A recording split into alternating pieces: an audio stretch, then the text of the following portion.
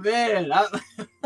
Oh, you guys don't understand what's happening to me right now. Let me just, before I begin, and thank you for doing this, Joseph. But before I begin, I want to feel into this moment right now because this is very joyful and joyous for me. And I want to feel into this experience right now in this present moment. So let me just take a moment for myself. Okay. Okay. Okay. Let me just calm down. Calm my nerves. All right. Thank you so much for that. So let's begin. I was on a little bit earlier telling, my audience about you, but let me just do a formal introduction and to let you know how everything's going to go down in this amazing interview that we're going to have. I already see it. So if you guys don't know who I am, my name is Jay, spiritual life coach, self-care specialist. I'm here today with the author of this amazing, phenomenal, incredible book, Don't Believe Everything You Think. His name is Joseph Nguyen. Let me tell you a little backstory of how this whole thing came about. And then I'm going to get to, have him introduce himself, tell me a little about himself, and then go straight into just deep conversations about everything. As you can tell, I have like a whole bunch of stuff that I want to talk about. We have 2 hours, and I want to be very respectful, but have as much time as we can to, go through some of the things. I want you, the audience, to definitely think about some things or some things that you're feeling or have questions about it. I also want this to be very interactive as well. And Joseph, if you don't mind, you have some exercises in the book that I also want to do with the audience because I think they're so powerful. So we're going to do that as well. And on top of that, throughout the whole interview, I'm going to be giving away copies of his book every so often. I don't even know how many I'm going to give away. I'm just going to, I said 5 earlier, but it seems like it's going to be more than that. So, all right, I'm just stay with us, and you might have a chance to win a copy of this book because everyone needs to read this. Okay, so back to the how we met. Everyone knows on my side of the audience, I'm putting together a 31-day self-care challenge, and I came across Joseph's TikTok one day, and he was reading his book, and I was like, wow, that looks like an amazing passage, and I kept listening to it, and I was like, wow, that's really intriguing. So I followed him on IG as well, and then I actually got his book on Audible. So, but then I never got a chance to fully read it. And then when I put this whole 31-day self-care challenge together, I was reaching out to other creators, mentors, healers, in the same space, right, in the holistic healing space, and asked them if he wanted to contribute to the 31-day self-care challenge, which he did, and I'm so grateful for. And then we got to have this amazing conversation via Zoom, or actually FaceTime. And then we connected, and then now we're here.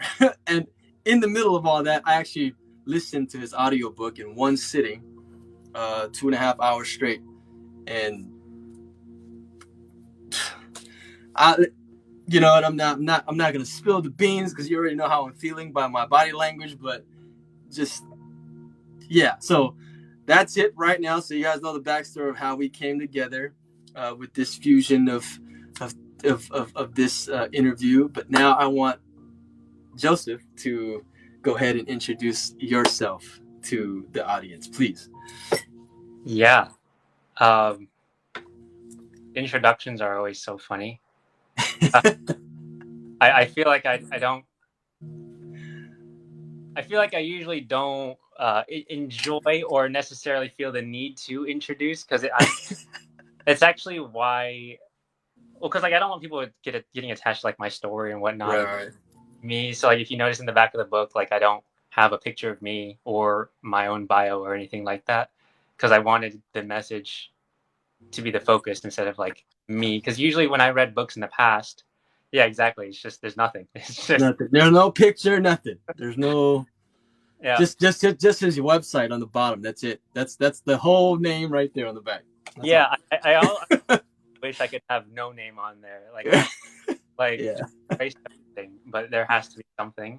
Uh, and so I'm trying to like balance that. But the reason why really is because in the past when I read books, I would like read it, and then if my mind blew because of it, and like my life changed, like I would attach myself to that author, um, Mm, and that's awesome. I'm so happy you finished reading the book. I just wanted to see some comments. yeah. Um, that you're like seriously an amazing parent for being able to gift your child with, um, I would say like just pure love, joy, and being able to give them the gift of finding that within themselves. That is the greatest gift you can ever give anyone else. Um, Mm-hmm. Not just your own love, but for them to find it within themselves. That is by far the greatest thing we can do for Yeah. each other. Um, so that's really what my book's about. It is not for you to look at me and be like, oh my god, like what a crazy, amazing, spiritual, whatever the heck we want to label it. Like that's really irrelevant. Um, and so I wanted to like eradicate as much as possible that idolization of authors or like whoever wrote the book. Like again, like the words in the book really didn't come from me. They came from something much greater than me. Because I had zero background, zero credentials, didn't finish college. Uh, like there's no psychological background or anything like that. It was written purely from even beyond my own experience. Seriously, like there's no way that I could have used my own thinking mind to try to write the words in that book. And if you read it or listen to it, you'll see what I mean because it is beyond anything that I could possibly comprehend. And the way that I did that was just by letting go of my own personal thinking, letting go of the ego, whatever you want to call it, and allowing something greater to come through. So that's really how the book kind of came about and why it's written like that and why I don't really intro myself too much, but that's essentially what it was. And yeah, I wrote that book just out of pure unconditional love. And it was my own journey of going through chronic anxiety and just like so much crippling psychological and emotional pain just throughout my life and didn't have any purpose, didn't know why I was here, waking up every single day not knowing why I was on this earth. And so if that is kind of where you are or used to be, like that's exactly why I wrote the book and where I came from essentially. And yeah, it was an amazing journey to really be able to find peace in the present finally. So that book is really the journey of that, and it's not really about my story, but pointing more towards yours and how you can find yours. Yeah. That's so modest. So like you're so man, you're so awesome. So you said this whole book was pretty much divinely passing through you, right? And I know we spoke before, and I believe wholeheartedly as well, and that's why I think it resonated with me too. Because another book that we spoke about too that had the same effect on me was The Alchemist.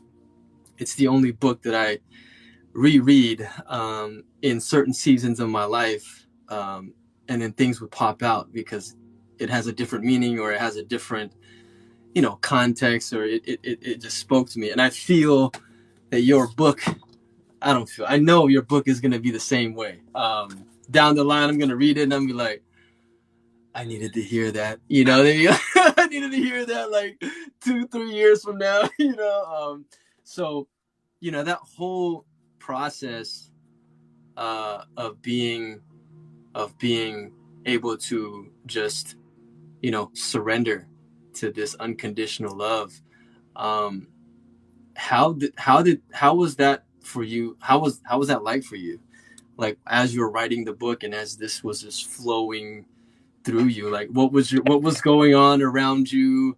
What were you I don't know. I know it's not like non-thinking, but like what were you experiencing in that, divine moment of words just like, what I mean, coming onto this paper to write this Yeah. amazing book?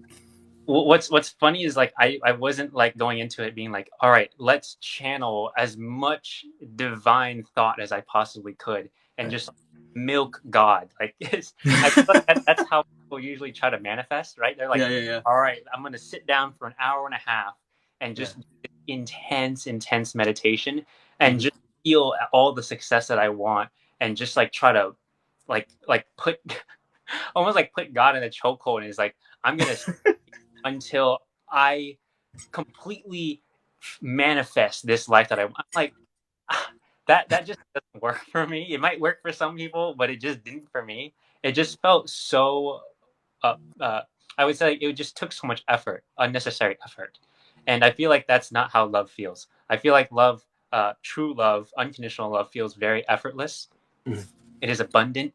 It's kind mhm, of like when like you, I don't know, you fill a cup full of water and it's at the top brimming, and if you pour more water, it just flows out, and you don't see the water struggling to try to get out, mhm, right? mhm, mhm, Overflows, and that's it. That's mhm. really how I feel about when you let enough love in and you fill yourself up. Any other amount of love that comes in, it just washes over and just like spills over, and that's really what abundance is. Um, Yeah. so I would say that throughout the process of writing that book, I mean, I really had to hit that rock bottom to be able to say, like, I'm done with trying to look for external validation. I'm done with trying to find answers outside of me. I tried all sorts of things like hypnotherapy, Reiki, acupuncture, uh, tons of different types of meditations, looked into lots of different religions, tried as much as I possibly could. Mhm, uh, mhm, to be able to find the answer, and I still couldn't after like just years and years of searching until I kind of finally hit that. And I honestly didn't have anywhere else to look, and that's when I gave up. And a lot of mhm. people call that surrendering. But Yeah. I really had no choice. I feel like I didn't have anything else. I exhausted my own personal will, and once I hit that point, then I finally started to let love in. And I fortunately came across like some text and some coaches.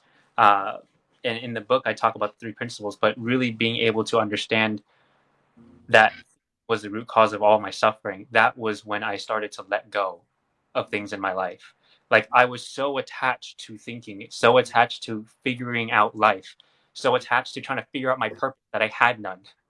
Uh, Mhm, and it was because I thought I had to have something that I didn't, that literally caused my suffering. So it wasn't until I finally let go of all of that, let go of all the thinking, let go of all the judgments, and really the root is the thinking. So once I let go of my own personal thinking, that's when this love, which was already there, it was ever present, it's abundant, it's present every single moment in our lives, and it's overwhelming. Um, but if we're too attached to our thinking, we can't feel it. So as soon as I let go of that thinking, then all of that love is that's there we can finally feel because we're not attached to something else. And it was so amazing to be able to feel that finally. And it's really scary to let go of our thinking because we think that we need to think in order to live our lives, but the reality is, do you have to think to have your heartbeat? Do you have to think in order to breathe? Do you have to think in order for your cells, if you get cut somehow, for it to regenerate? Do you have to think in order to do most of your human bodily functions, right? mhm. You have to think to replicate your DNA, which is extremely complex, and scientists still can barely even figure out what the heck is DNA, let alone try to splice it and like try to replicate it. Right. They barely even understand our own brain, yet it works without us having to try. And so once I let go of my thinking, I fell back into that innate intelligence, infinite intelligence that is within all life. That is, Wow. like just billions of years of evolution. We didn't have to try to think to get to this point. So what Right. makes that we need to think in order to live our lives and to find peace, love, and joy? Like we don't. Yeah. And We if you don't. kind of really question that, like when are you at your best? Um, like when do you feel like you're at your best? And it's when we feel like we're in a state of flow. When there is, and a state of flow is really a state of non-thinking. That is when we are at our best. And if you think Mhm, about when you're happiest in your life, Like, how much thinking are you doing when you are absolutely blissed out? Nothing. None at all. Exactly. That competes at a really high level when they're Yeah, actually competing, and the reporter comes and asks, and they win the gold medal, and they're like, "Oh my god, like what were you thinking during that performance?" They'll say, "I wasn't."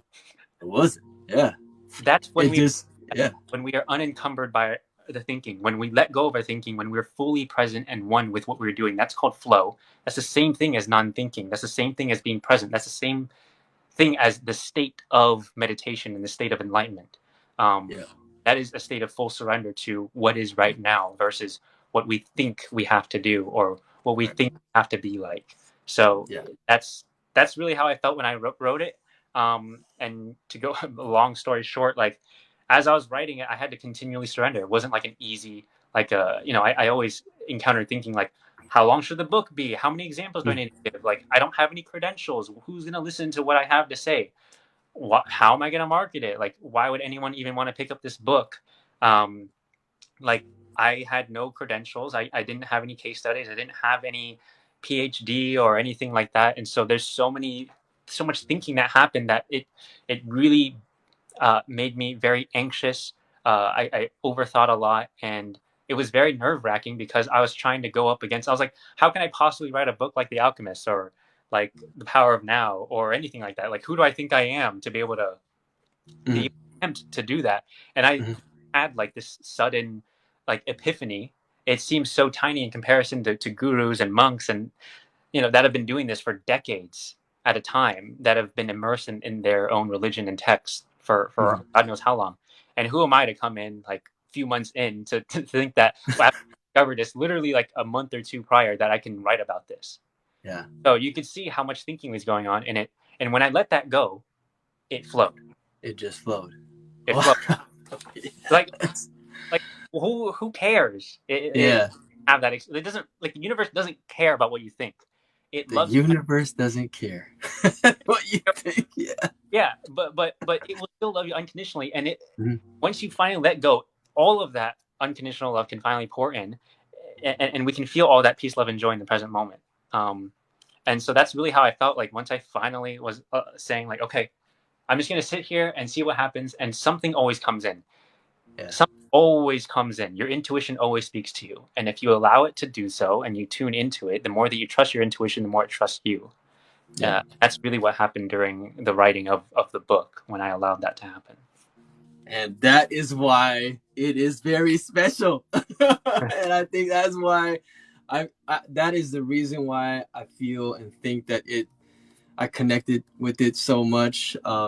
And I told you in our private conversation when I read this book, it made me feel emotional in certain parts, and that's rare for a book to ever do that to me. Like make me feel an emotion and feel that deeply connected and question, you know, my perspective, question life, but in a very deep, wisdom sense of it all. And it's very, I mean, it was just so mind blowing and so overwhelming at times because it would just make me go through this, through this like you said, see the inner wisdom that we all have within us. Let me just read to you the introduction of what he initially writes here because it's gonna blow your mind too. He That's my says, part of the book. yeah, yeah. And it was and he was so like true and authentic about it because when I read it, I was like, whoa, that is a statement. Like, so let me just read it to you guys here on the live here. The introduction says this book was written to help you find everything you've been searching for and the answers to all the questions you've had your entire life. I mean, come on. And then you even go on to say, I understand this is a very bold statement, but you will shortly see why I have complete confidence in saying this. And I could definitely co-sign 1000% because once you go through the book, it will invoke all of these inner emotions and wisdom and intuition that you're going to be just exploding with this like expansiveness of positivity and wonder and awe, because like you said, we all have this already within us, you know. And I told you too, like I read these things before somewhere else, you know, in like different parts and different books, because I love reading books, I love listening to audiobooks. So nothing was really, New. you know, foreign to me, but Yeah. there are other ideas and concepts in there that really, like, I've never heard in that the way you put it. But yeah, but other stuff, most of it is like, yeah, man, yeah, this makes total sense. But it's just, I don't know, just reading it in your book was totally a different experience from like reading it in another book. So I think that's where the whole, you know, divinity and the flow comes through, because and maybe the sound of your voice. I don't know, when I was listening to Why, the audiobook. you know, I'm super curious. Like, what makes you? What do you think is the reason why, even if we've read something similar before, or even the exact same words, but it's in some other, you read it somewhere else, but it hits you differently. It resonates with you. You feel emotionally moved. What do you think that is? Like, why do you think that's the case? Oh man, that is a good question. I think for me, I think it's probably where I am, you know, in life currently. My mindset. I think reading your book and all of its like simplicity of it was, I think, one of the reasons why it jumped out at me like so much. Other books, like, you know, with all the different ideas, they like go deep into explaining and like case studies and examples and stories, you know, I mean, which is great because it makes you understand, like, you know, you can feel this too, and there's all these other, you know, experiences that you can relate to. But yeah, your book was like, there was none of that. It was strictly like truth and like wisdom and simplicity, you know, that just came through, and I resonated with it so much because I didn't have to question or, like you said, think about it much, right? I just felt everything that I was reading, um, and I think that's what made the difference. Is the feeling that I got as I was reading it. So thank you. Yeah, I can't thank you enough. So I hope that answers your question. yeah. It definitely comes from like what you're talking about, which is like, one, like, where are we in life? Yeah, And sometimes we hear some sort of thought or advice or whatever it is, but we don't really take it in until later on, until an experience changes us and we're able to be open to the message. yeah, Like we're always given signs. We're yeah, always speaking to us. But it's only until we're ready and willing that we finally hear it. And yeah. Oh we yes. um and so I think that's the case. Also, another example of like why, when we read something that we don't get it, or it doesn't hit us, or it doesn't move us, and then we read it somewhere else and then it does move us emotionally and it changes our lives. I think it's the same reason with like certain songs. I Mm. like love songs, they all pretty much say the same thing, right? Just I love you, right? Mm-hmm, mm-hmm, But mm-hmm. and even different people who sing the exact same song, why is it that one hits you differently than another? Right. Mm-hmm. Mm-hmm. It's a The good question. That's a good right question. or Right. Right. exact, but is there something Yeah. different about it when one person Yeah. sings something? Um, and so what I think that is just like the energy in everything. Yeah. The energy and everything, because everything is energy. So Yeah. it's about the words. The words Yeah. transmit energy, Yes. but Ooh. Yes. comes from is what impacts you. And because Mm-hmm. I wrote from that place, which is much greater than just me, that energy could come through the words and hit you. Mm-hmm. But if I came from a much lower level of consciousness, it wouldn't have hit you, even if it was the same words. And I know that Mm-hmm. for a fact. And so it's like, what place are we coming from? And Yeah. determine how how much impact those actual words have, how much impact they're Mm-hmm. actually. Um, yeah, that energy is everything, and I call that intention. Um, Yeah. intention, you know, intention. this is why when you do the same action too, you can have a different result, which is Mm. really, like, for example, if you're walking down the street and you know you walk and you see a homeless person and you're like, oh, like, and you're walking with your friends and you're afraid of what they're going to think, you get $1 out and you give it to the homeless person just because you're afraid of what they're going to think. And that's one intention. But there's another thing that you could do where if you just gave the dollar because you actually wanted to versus what you're afraid of other people are thinking. Right. And the same action though, but because there's a different intention, it completely changes the outcome for you Mm. personally, how you feel, Mhm. and even for the other person because they can feel that energy. Yeah. Like it's funny, like you can really feel energy. Like people think it's some woo woo stuff, but like, dude, like you can look at a person and know if they're angry or not. You, like, you don't even have to look at their face; you can Yeah. just feel, Yes. right? Um, Yes. I yeah, like always say you don't have to say something to say something. You know what I yeah, mean? Like your body language will say everything, your energy, your vibe. You know, your vibe and your energy speaks before you even say a word. So, like you said, you know, you can feel that already. I mean, it doesn't have to be even in person. Like you could, you know, like it can come through in your voice, your tone, like all of that. It's the real deal for sure. yeah. Thing we see is Yeah. a manifestation of that energy, which comes from that intention. So like, where is your, you know, I mean, and intention comes from your attention. So like, where is your attention that's creating Mhm. your moves the energy throughout your Yeah. life? So like, is Yeah. your attention more on, man, like what are people going to think about me, or like, Yeah. oh man, like how, like I'm not good enough. Like all your attention is on like something, either all on your personal self. But if you Mhm. let go of that thing, you can let go of that narrative and the whole story, and the whole thing starts to fall apart. And all Yeah. that's love. Um, Love. that's the most, like, Yes, that is the most important. So, um, those of you that are just joining me and not new to the live, my name is Jay. I'm interviewing the author of Don't Believe Everything You Think, Mr. Joseph Nguyen. Having a great conversation so far. Um, but I want to get into the like this amazing piece of literature here. this book. I just have a whole bunch of things all like put in here to ask you about, and for those of you that haven't read it already, um, you know, go get the book. You can find it on Amazon. You can go to josephnguen.org. He has it there on his website. But I want to get into this first concept that pretty much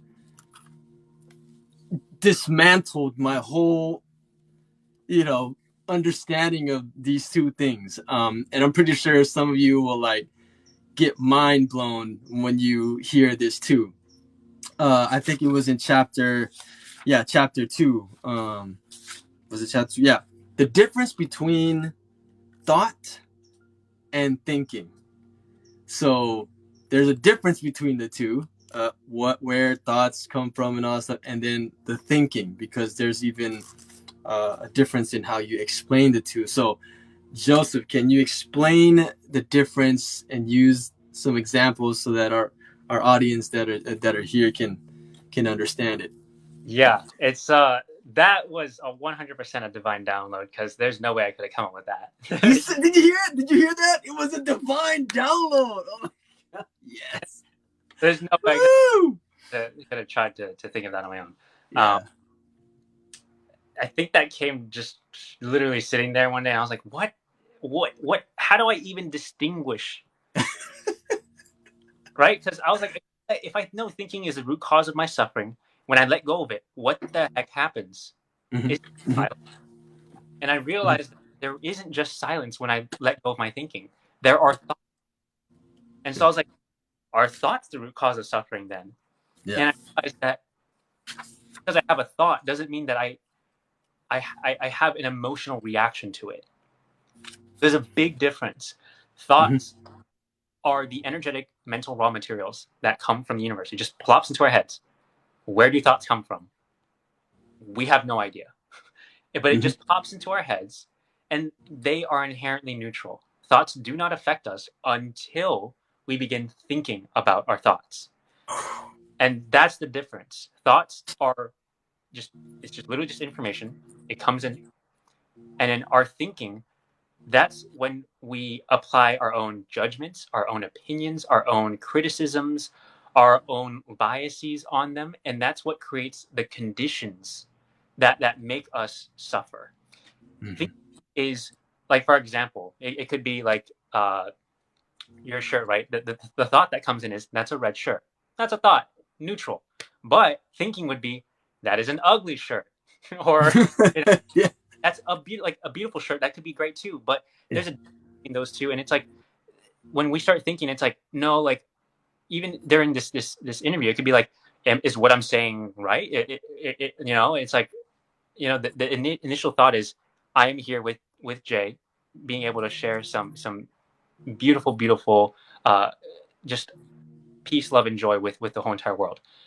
But the thinking could be, who am I to speak about this stuff? Or like there's so many other things. I don't have any credentials, or like maybe I'm not like what do people think about me? There's like hundreds of people watching this. Like what do they think? Like all of that unnecessary. And that is called thinking. You can Psychologists label this so many different things. They label it anxiety, they label it self-sabotage, they label it as black and white thinking, they label it it could be depression. There's so many different labels for this, but the root of it all is our thinking. Mm-hmm. And when you realize that it's all just thinking, and that all of those things are just symptoms of it, anxiety, fear, uh, like depression, sadness, anger, frustration, guilt, shame, all of those are the result of thinking. And you realize that if you stop thinking, all of that's gone. And an example of this is, what emotion do you feel when you're not? Yeah. What emotion do you feel when you're not What, thinking? what do you feel when you're not thinking today? Relaxed. I feel good. I feel at peace, joy. I mean, I'm just very chill when I'm not thinking, right? I'm like in this content space, right? I mean, that's how I feel, right? Everyone says peace. Yeah. I feel free. That's a good word. Yeah. Yeah. Those are positive. And you say that in the book, our natural state of being is in peace, love, joy, freedom, right? That's how we are naturally. Mm-hmm. It's not until we start to do this verb of Yeah, thinking, because thinking is an action, right? yeah, It's a verb, and you also said that thoughts are nouns. yeah, They just come and go. It's in the book, and then as you, like he said, put thinking to our thoughts, that's when we begin to suffer. And most of us go through a lot of psychological suffering. We go through negative thought loops, as you mentioned in the book as well. And these cause, the symptoms like you mentioned, like anxiety and depression and, all these other things that we suffer through. But it's just the thinking too much. Now, you also mentioned, like how we can overcome that. And I just want to point out, like, when you read this book, it's almost like an amazing manual to like to like create this awareness of your suffering, and then Joseph guides you through on how to understand it deeply, use these tools, and then even answer your questions along the way of some of the things that you might be experiencing. So I mean, like I said, this is an amazing book. But when we talk about the thoughts and the thinking, you also mentioned that thinking requires so much energy. yeah. So can you speak on that? Because I mean again, like, most people don't understand that thought requires a massive amount. So I want you to kind of talk about that so everyone can understand how that crazy that is. Yeah. So, and another question to kind of help you understand why thinking is the root cause of suffering, like when you think about when you are the most stressed out in your life, how much thinking is going on? Mm-hmm. Yeah, a lot of A thinking going lot. on. It's a lot of thinking going on. And Yes. how you know, the more thinking you have, the more that you suffer. The less thinking you have, the less you suffer. Mm-hmm. And there's a way where you can just let go of all the thinking right now and then just be able to Mm-hmm. experience that peace. Yes. So it's kind of like a spectrum. The more you think, The more we suffer, the less you think, the less you suffer. Um, and that goes with like energy expenditure. How tired do you feel after you've had a really stressful day? Yeah, you're just exhausted. You know what I mean? Like you're just You so depleted. yeah, this is why like if we have a lot of anxiety and depression, even we feel so tired, even though Mhm. we can't even get out of bed. And that's Right. because we're so stuck in our thinking, and we're so attached to it that we keep going, we keep replaying what happened yesterday, we keep telling ourselves all of these stories, we keep referencing the past, and then trying to predict what the future is going to be based on our past, and saying this is going to happen again, so I have to avoid it. And Yep. it happens, and that's why it takes so much energy uh, to be able to even think. And so once you let that go, there's so much newfound energy in the present moment. Yeah. That's my spirit, and she agrees. Uh, so Nice. that's what happens. Like when we let go of all this thinking, all of that energy that used to go into it can now be channeled into something else, and that's when Hmm. you have the urge to create something. And you can use that energy then to better your life, to do things that you actually want to do, and it's beautiful Yes. to be able to do that. So that's like a big difference between thoughts and thinking. Yeah. In the book, I have like a chart. So thinking, yeah, like that. So thinking feels Yeah. very, very heavy. And a very simple way to distinguish thoughts versus thinking is extremely heavy. When you constantly overthink or stress, it feels physically heavy. A lot of people carry it on the weight of their shoulders. And that's why people's shoulders are so sore, and why people are like kind of hunchbacked. Yep. But Hmm. thoughts, on the other hand, are light. They just pop in, and they even have they have a lighter feeling. Some people call it positive. I don't like to label positive, but I do label it in there just to help you understand what it is. But thoughts are very light. It feels inspiring. It feels just peace, and it feels really really good. And so that's how you can tell the difference between thoughts and thinking. Can uh, I read the whole? I'm sorry yeah, to interrupt, but yeah. I just want to so everyone knows about this chart because when I saw I didn't see this I didn't hear about this or did see this chart reading the audiobook. So when I saw it in the book, I was like, so much clarity when you explain it. So let me just read to everyone here, and then you can continue. Sorry, I just Uh, want to prove this, put this point through there. So he has a chart that says thoughts versus thinking, right? And on this column it says all the attributes, and then the thought and the thinking. So the attribute of source is the thought comes from the universe, thinking comes from the ego. The weight of the thought is light, the weight of the thinking is heavy, just like he explained just now. The energy of the thought is expansive, the energy of the thinking is restrictive. The nature of the thought is infinite, and the nature of the thinking is limited. All right, are you guys seeing the differences between thought and thinking? I'm going to continue here. The quality of the thought is creative, and the quality of the thinking is destructive.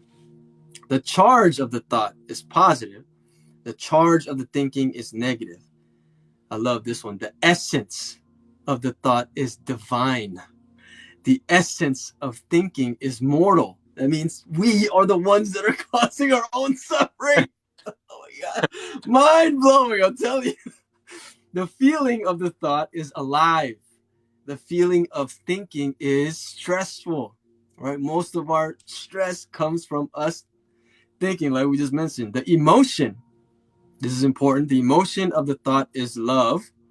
The emotion of thinking is fear. Because if you go back to the source, ego is fear based, right? The belief of thought is infinite possibilities. When you're in flow, like you said, anything is possible. But the belief of thinking is confining. You put conditions to it that based on fear and past experiences, and then you get into uncertainty and insecurity and all that stuff. So that's two. The sense of thought is wholeness, and the sense of thinking is separateness. Amazing. And the effort of thought is effortless.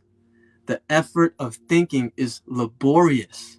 So that means it takes so much energy to think and so much effort to like think, but yet we constantly do it on a daily basis. So we're just messing our own selves up here. So this right here, I mean, I'm actually gonna like post this and take it and put it on my wall somewhere to remind me all the time.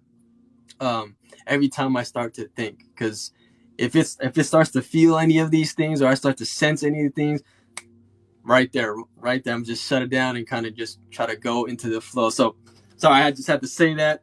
So go ahead Yeah. and Oh, continue what you were saying. correct. Because oh my god, that chart was just so crazy. Uh, Yeah, I really love all different delineations of like yeah, here's what thought is, here's what thinking is, and at the end of the day, it does come from thinking comes from the ego. That's what it is. It's yeah. just Mm-hmm. you know, and I don't really talk about the ego that much in the book because people have Right. different labels, connotations for it. Unnecessary, honestly. Mm-hmm. Um, and so yeah, what I tried to do there was just to leave that out of it and Mm-hmm. to allow us to be able to focus on the message, which is like thinking is the root cause of all suffering, Yeah. and that we can once we let go of that, then we can find this peace. And thought really does come from intuition, though. And so Yeah. at this point, it's probably a good time to talk about like intuition. Yeah. Um, so a lot of times we won't know what to do when we let go of our thinking, and this is the point where it's like, why would I let go of my thinking? Like, how can I possibly know what to do? Right. So Right. we go to intuition. Your intuition always knows what to do. Deep down, there's that inner wisdom, that inner knowing that's like, you should probably go work out now, or you should Yeah. probably leave the person if they're abusing you. Like that's your intuition talking to you, but our thinking says, no, no, no. Like that person, they really love me. They just completely do different actions than what they're saying, and I'm just gonna keep staying with them. Or Yep. it's like, no, I'll working out. No, I'll do it tomorrow. Or like, no, it's fine, or whatever it is. And so that's really the difference. And so our intuition always knows what to do. You Mm-hmm. always know what to do. We're just afraid to do it. Just like Mm-hmm. lose weight. Like it's not rocket science to lose weight. Um, like you know that you just need to eat healthier, eat less than the the calories. For example, you just need to be able to consume less calories every single day, and then be able to burn more than you consume, and you're going to lose weight. Pretty simple. Mm-hmm. But how many people actually get up and go to the gym? Like that's a very small amount of people. But we know intuitively what to do. We don't need to take a course on it. We don't need to like research heavily and get a PhD in it or whatever else we think we need to do before we can actually take action. Our intuition always knows what to do, but we're just very afraid to do it. And again, fear comes from thinking. And if you let go, then you can move towards intuition, and intuition is always rooted in the present moment. Mm-hmm. And it will always just lead you to the next step, but it can't predict the future Yeah. because it knows that it doesn't exist. It will only lead you to the next step, and that's all you ever need in life.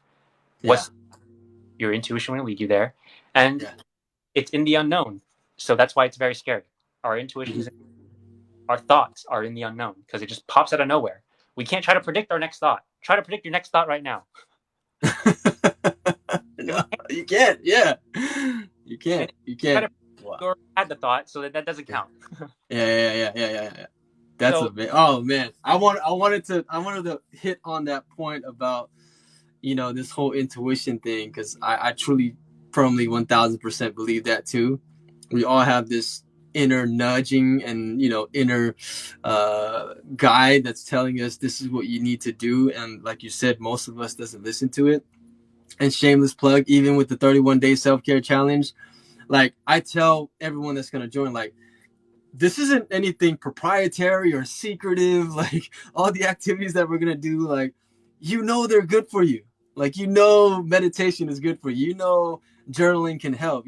Drinking water is supposed to be good for your body. But like, what's stopping you from doing it, right? And like you said, most of us start to think about all these things. Oh, I don't have time. Oh, like like it's too hard to write. I'm not a good writer. Like they come up with all of these, and that's your own thinking that's like causing your suffering for that leads to inaction, right? Because but then deep down inside, when I talk to my clients, I'm like, I don't have to tell you that this is good for you. I don't have to explain. I don't have to give you proof or like You know what I mean? Like give you all these case studies, like you already know all of this. So like, so we have to get to the root cause. Like, what is it that's causing you not to do it? And this is why we're talking about it. It's just our own thinking that's prohibiting us to take the action because we know deep down inside that it's good for me. You know, for my own thing, like I knew deep down inside I wasn't supposed to be the way I was 10 years ago, which caused me to change, right? Because I was at, a very low place in my life and I had to make all these changes to be better. And I knew that within myself. Like I was just numbing my thoughts with substances and stuff and my thinking, right? So that I didn't have to do it because, of course, that's going to take work as well. And we're afraid, like you said, because it's the unknown. How do we know it's gonna?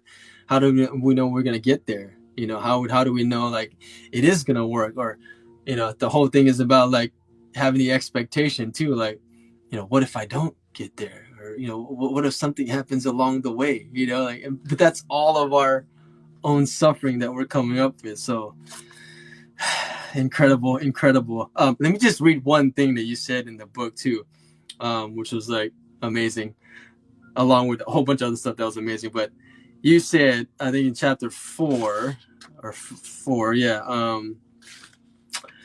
we are really one moment away from remembering that we always have that infinite well of clarity, love, joy, peace, and fulfillment.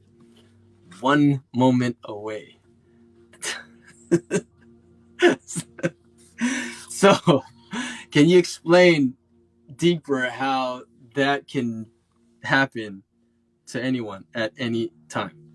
Yeah, I've literally gotten like dozens, if not hundreds, of messages of people after reading the book, and they say they finally have been able to experience a little bit more peace in their life, or even peace itself. And how do we even quantify peace? Mm-hmm. But they're just saying that they finally have been able to let go of their anxiety. They finally have been able to experience some of this peace, love, and joy. And it Yeah. is literally as soon as you make the decision to let go of your thinking and to know that it's the root cause, it is in that moment, once you let go of it, that you can experience that infinite well of clarity, peace, love, and joy. 100%. It's always Mm-hmm. just we're blocking it off by our own thinking. It's Mm-hmm. the river that's flowing, right? And Yeah. there's a dam in the river that's blocking the water. That is our thinking. But it's not like the water stops because Yeah. it's not like the river stops flowing Yeah. because there it's still flowing. But as soon Still as flowing. you let go of the dam, all of that infinite, abundant love is there, and it can flow all the way to you. And that's really what happens, and it can happen at any moment. Like it Any only moment. takes one moment for us to kind of just press that detonate button and just explode the dam, and then let go of Yeah. that. And so Yeah. it only takes that one moment that you can decide to let go of the thinking. And don't worry Yeah. about, well, how long can I let go of again, that's thinking. Just let Yeah. Yeah. Yeah. Yeah. Yeah. it Yeah. Awesome. Um, this is the part of the book that got me so emotional. For I still can't explain it, but when I read this part, it made me think about my own way of creating the goals that I have for my life, for my family, the projects that I have and all that stuff, right? In chapter 9, you distinguished how we make goals or we create goals from two different places, one from inspiration and one from desperation.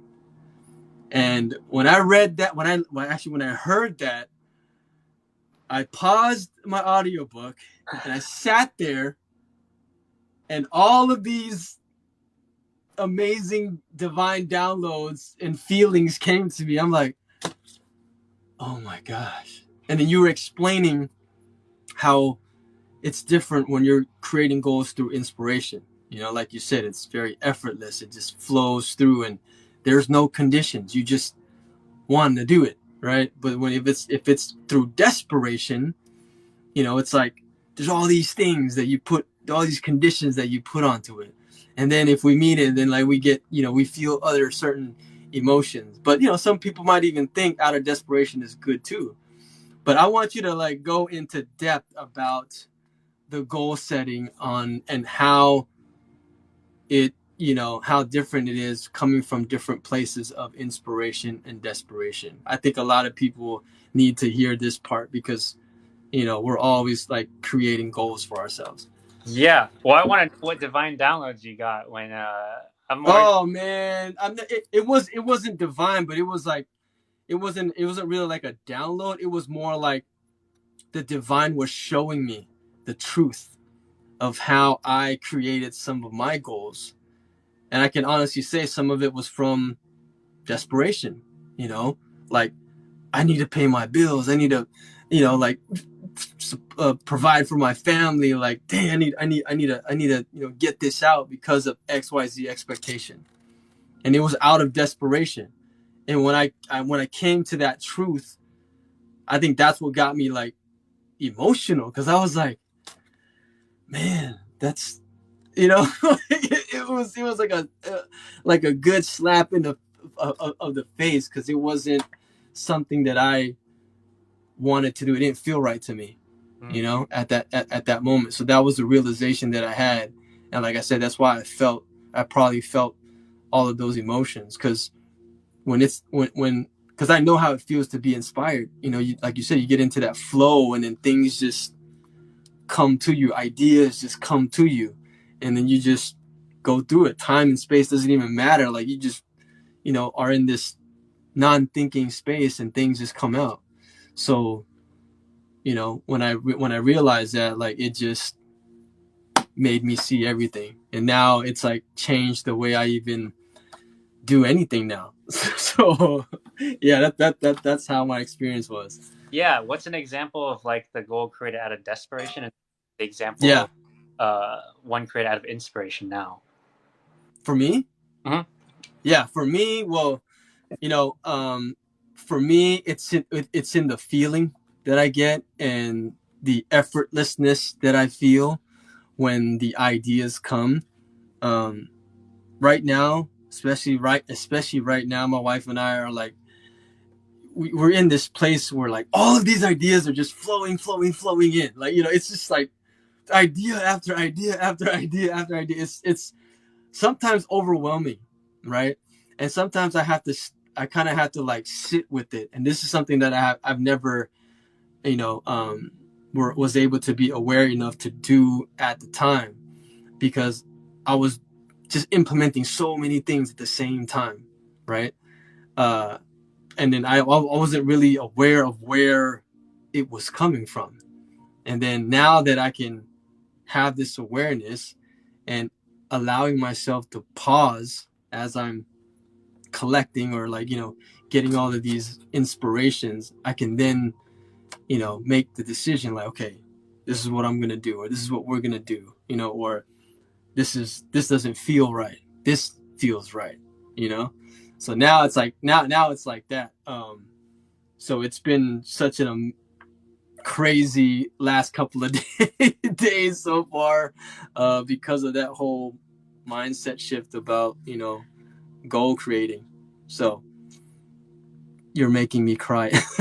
It's able to allow yourself to feel. I'm just reading some of the comments. Yes, it was divine. Jay, accept it and embrace it. Thank you so much. Are you a monk? I was. Seriously, it was seriously lit a fire in me. Okay, awesome. I'm so glad everyone is absorbing all of this great knowledge. And I'm just a humble person who benefited from reading this, and connecting with Joseph here. There's so much more in this book, but I just was able to share one of the super golden nuggets for me, about goal setting that totally changed my mindset about that. And like I said, it gave me more awareness to, be more mindful of, how I create the goals going forward, right? Because I'm already a person that wants to do a lot of things, you know. But then, like, where is that inspiration truly coming from? And before, it was truly coming from like man, I gotta make money to feed my family, or I gotta, do things and, to be comfortable when I have these like crazy expectations about it.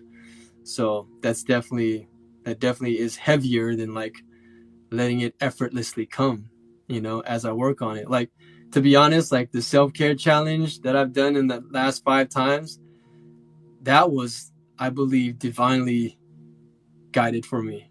Like, I it literally came to me one day talking on a live like this, and then, hey, why don't you do a challenge? It was like and then it took me like 1 week to like do everything. You know what I mean? But it was like, okay, you gotta make the templates, you gotta do the stuff, and then it just came out effortlessly. It wasn't perfect. It wasn't like, but then I understood at the time, looking back now, that I was the one putting my own pressure. Like you said, I was the one thinking like, oh, I should make it this way, or the website should be like this. Like, you're trying to perfect things. But it was like, no, man, like and it was a connection with the people that was on the live that day that gave me all the confirmation I needed. People were already signing up unconsciously with me. It was like, we do it, Jay. Like, I'll be there. Like, I was getting so much feedback, and that was like the universe, telling me like, yeah, this is something you should do. You know what I mean? And I was like, how am I even gonna do it? Right? When we start to ask the how question, you're like, oh man, that's what this thing, everything gets all messed up and like takes longer than expected. But yeah, so that's my example of. I know I was digressing a little bit about that, but that was my example of the goal setting. Yeah.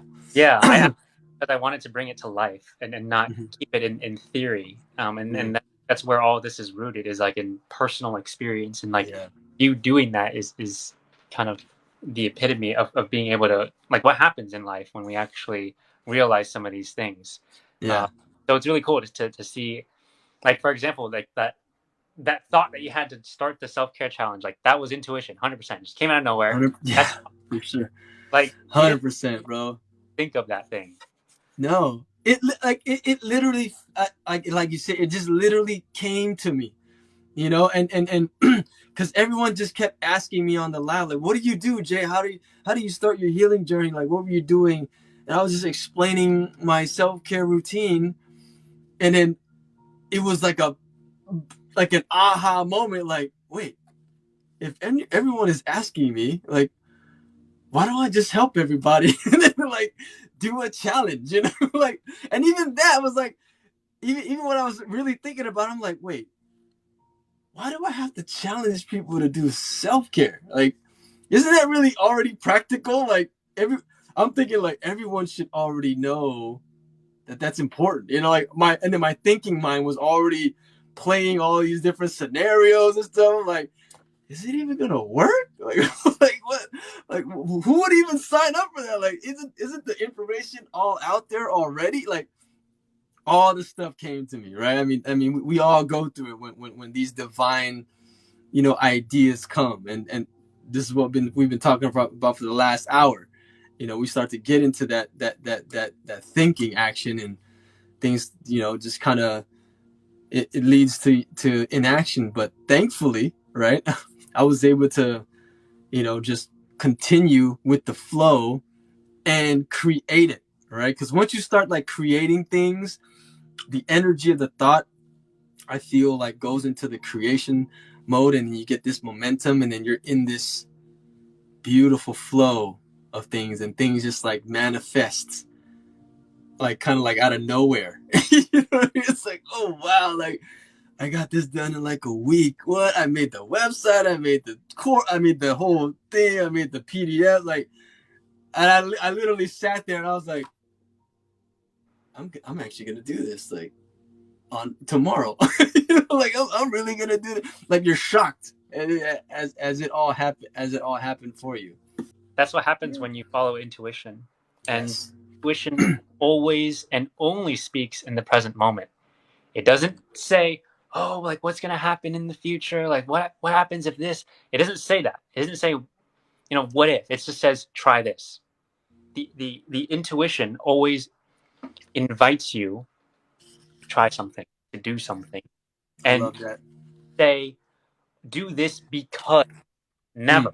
Your intuition never speaks like that because intuition is love. And love, true love, is unconditional. And it doesn't mm, say, do this so that you can get more money or so that you can mm, get more love or so you can get more success. It doesn't do that. mm, It says, try this now. Like, there's no reason. It is pure unconditional love. And if you're able to follow that, abundance follows because that's what love is. So you become a super magnet for it. I Like, have love you it.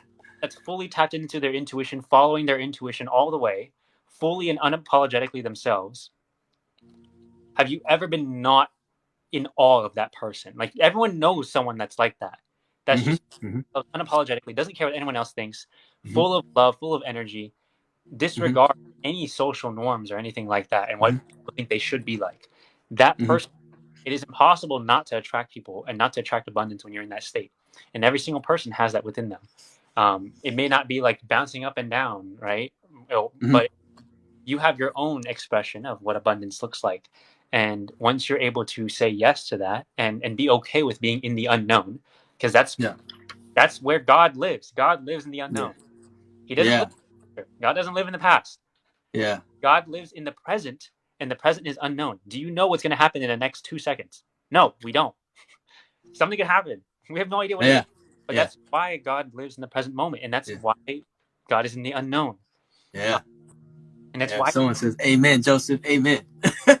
A lot of amens up in here. So Yes. if you're able to trust, then you can really experience this peace, Mm-hmm, love, and joy, and just an exciting and inspiring life where your intuition always guides you. It always mm-hmm. does. You always know what to do. You have that gut feeling, and when you do that, you don't have to worry about the future. It's taken care of for you. Yeah, You don't have to worry yeah, about your past. Your past it doesn't matter anymore. When yeah, you follow the love and you follow your intuition and you do what you really, really love unconditionally, there's just going to be an abundance that is attracted to you because of that. It's really hard not to attract abundance when you really love what you're doing and you're doing it for no other reason than because you are so in love with this, and there's no yeah, reason. Um, that is the most powerful state we can possibly be in. yeah. I want to ask the audience this question because, when you follow your intuitions, most of us come to this point of like crazy ideas, phenomenal, like huge, like, I like things that you might think that it can never be done, right? Because it's so massive, it's so expansive, it's so astronomical. And this is how your intuition and the source and God is, right? I mean, so in the book you ask the question, and I want to ask the question to the audience, and just think about this as when I get done with it. And if you feel like you want to share in the comments, please do. Okay, so listen to the question. If I had infinite money, already traveled the world, had no fear, and didn't receive any recognition for what I do, what would I do, or what would I create? Just think about that. Let me read that one more time. If I had infinite money, already traveled the world, had no fear, and didn't receive any recognition for what I do, what would I do, or what would I create? It's Let me just give the audience a little bit of that. All right, just let that sink in a little bit, right? I mean, just let the question just flow into you, and then like answer it from the most effortless place, Yep, you know, you guys and that know it. and that will give you an idea of where your intuition is coming from. And don't be afraid of how massive it is, because I'm pretty sure it's like, it's so incredibly astronomical, and that's okay. You don't have to be afraid of that, right? How does it feel? Let me know how you're feeling after you've answered that. How does that just sit in that emotion right there. That's what we're talking about. That is what we're talking about. It says you guys are amazing. Awesome.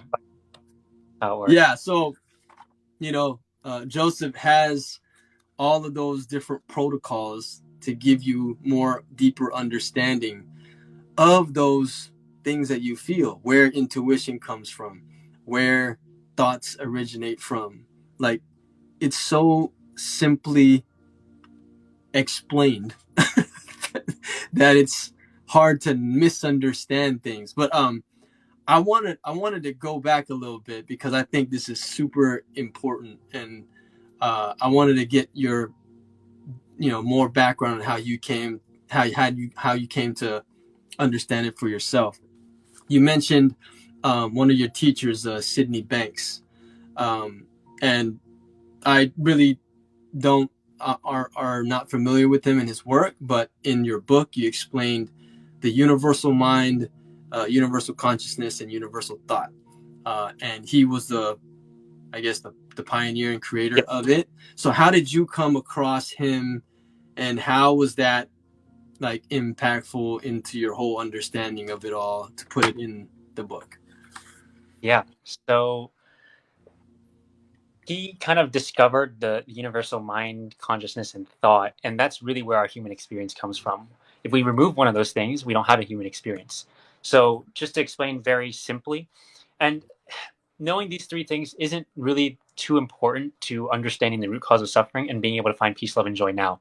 But the implications of those three principles is how I came to this understanding that thinking is the root cause of our suffering. Mm. So, universal mind um, really is infinite intelligence. It's basically in everything. It's you can call it God, you can call it Allah, you can call it whatever you want. But essentially, that's what universal mind is. There's this innate intelligence in everything. That's how trees know how to grow into trees. That's how like our body knows how to naturally heal itself when we ever get injured or anything like that. That's the infinite intelligence that is within all things, including inanimate things. It's just the energy in everything. Now, universal consciousness is our ability to be aware. That is consciousness itself. Without that, we can't even be aware of these things that are in the universe. And universal thought is last, and that's kind of like the film on like if you're using a projector. And so that that thought, without thought, we can't even sense the world. That's the electrical impulses that come in through our minds to be able to allow us to see things and feel and experience and all of that. So that's those three things come together to create one human experience that we are experiencing right now. Mm-hmm. Um, that's great. You don't have to memorize that. Don't worry about it.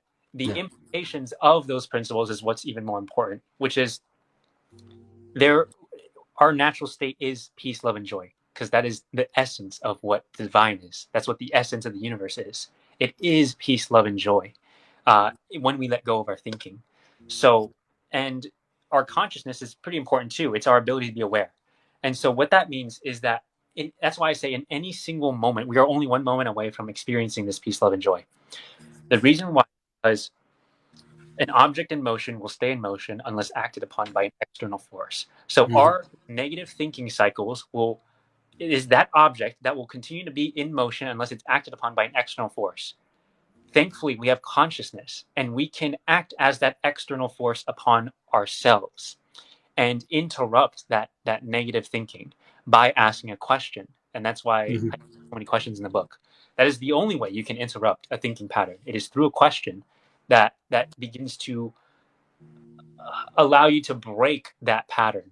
So that is why consciousness is important. That is our ability to be aware that we are suffering, and that's why we want to change. Without consciousness, Mm-hmm. we are going to be aware that we're suffering, and we'll just keep doing it.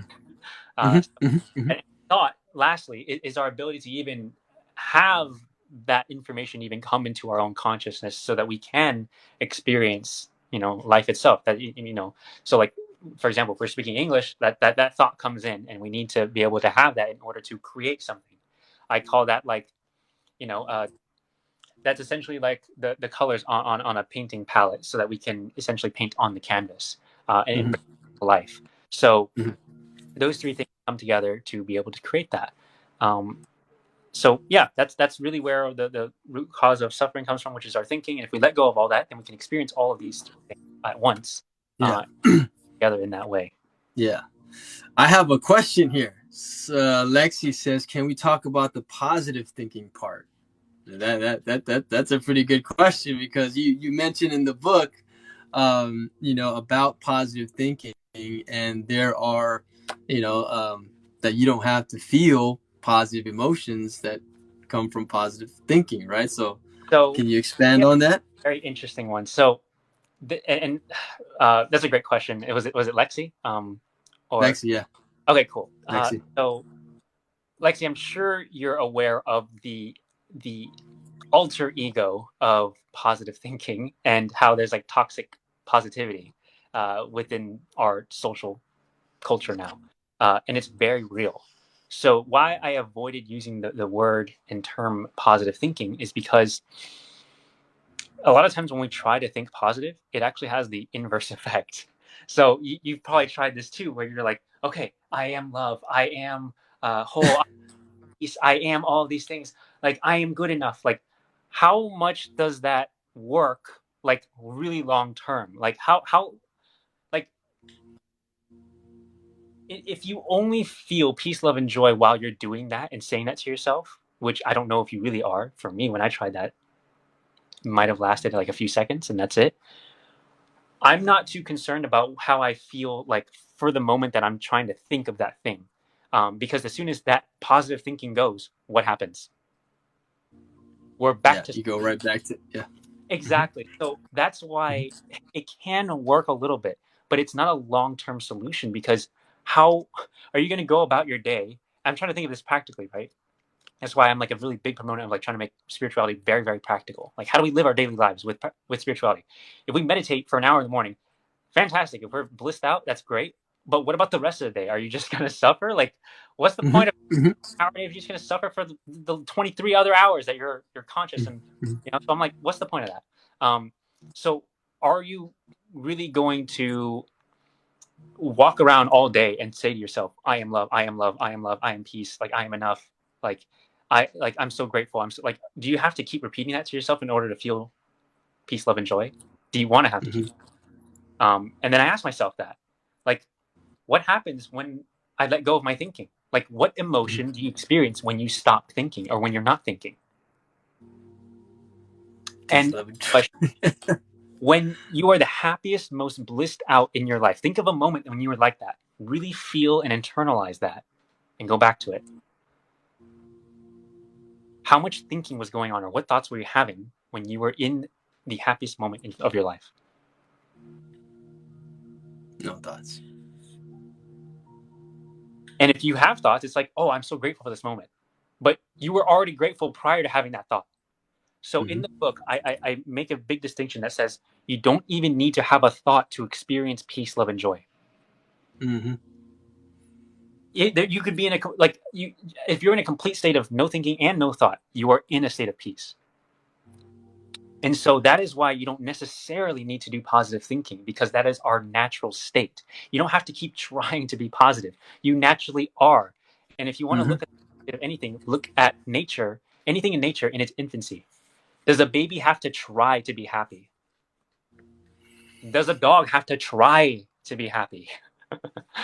Right? Like Yeah. really, you don't see that in nature.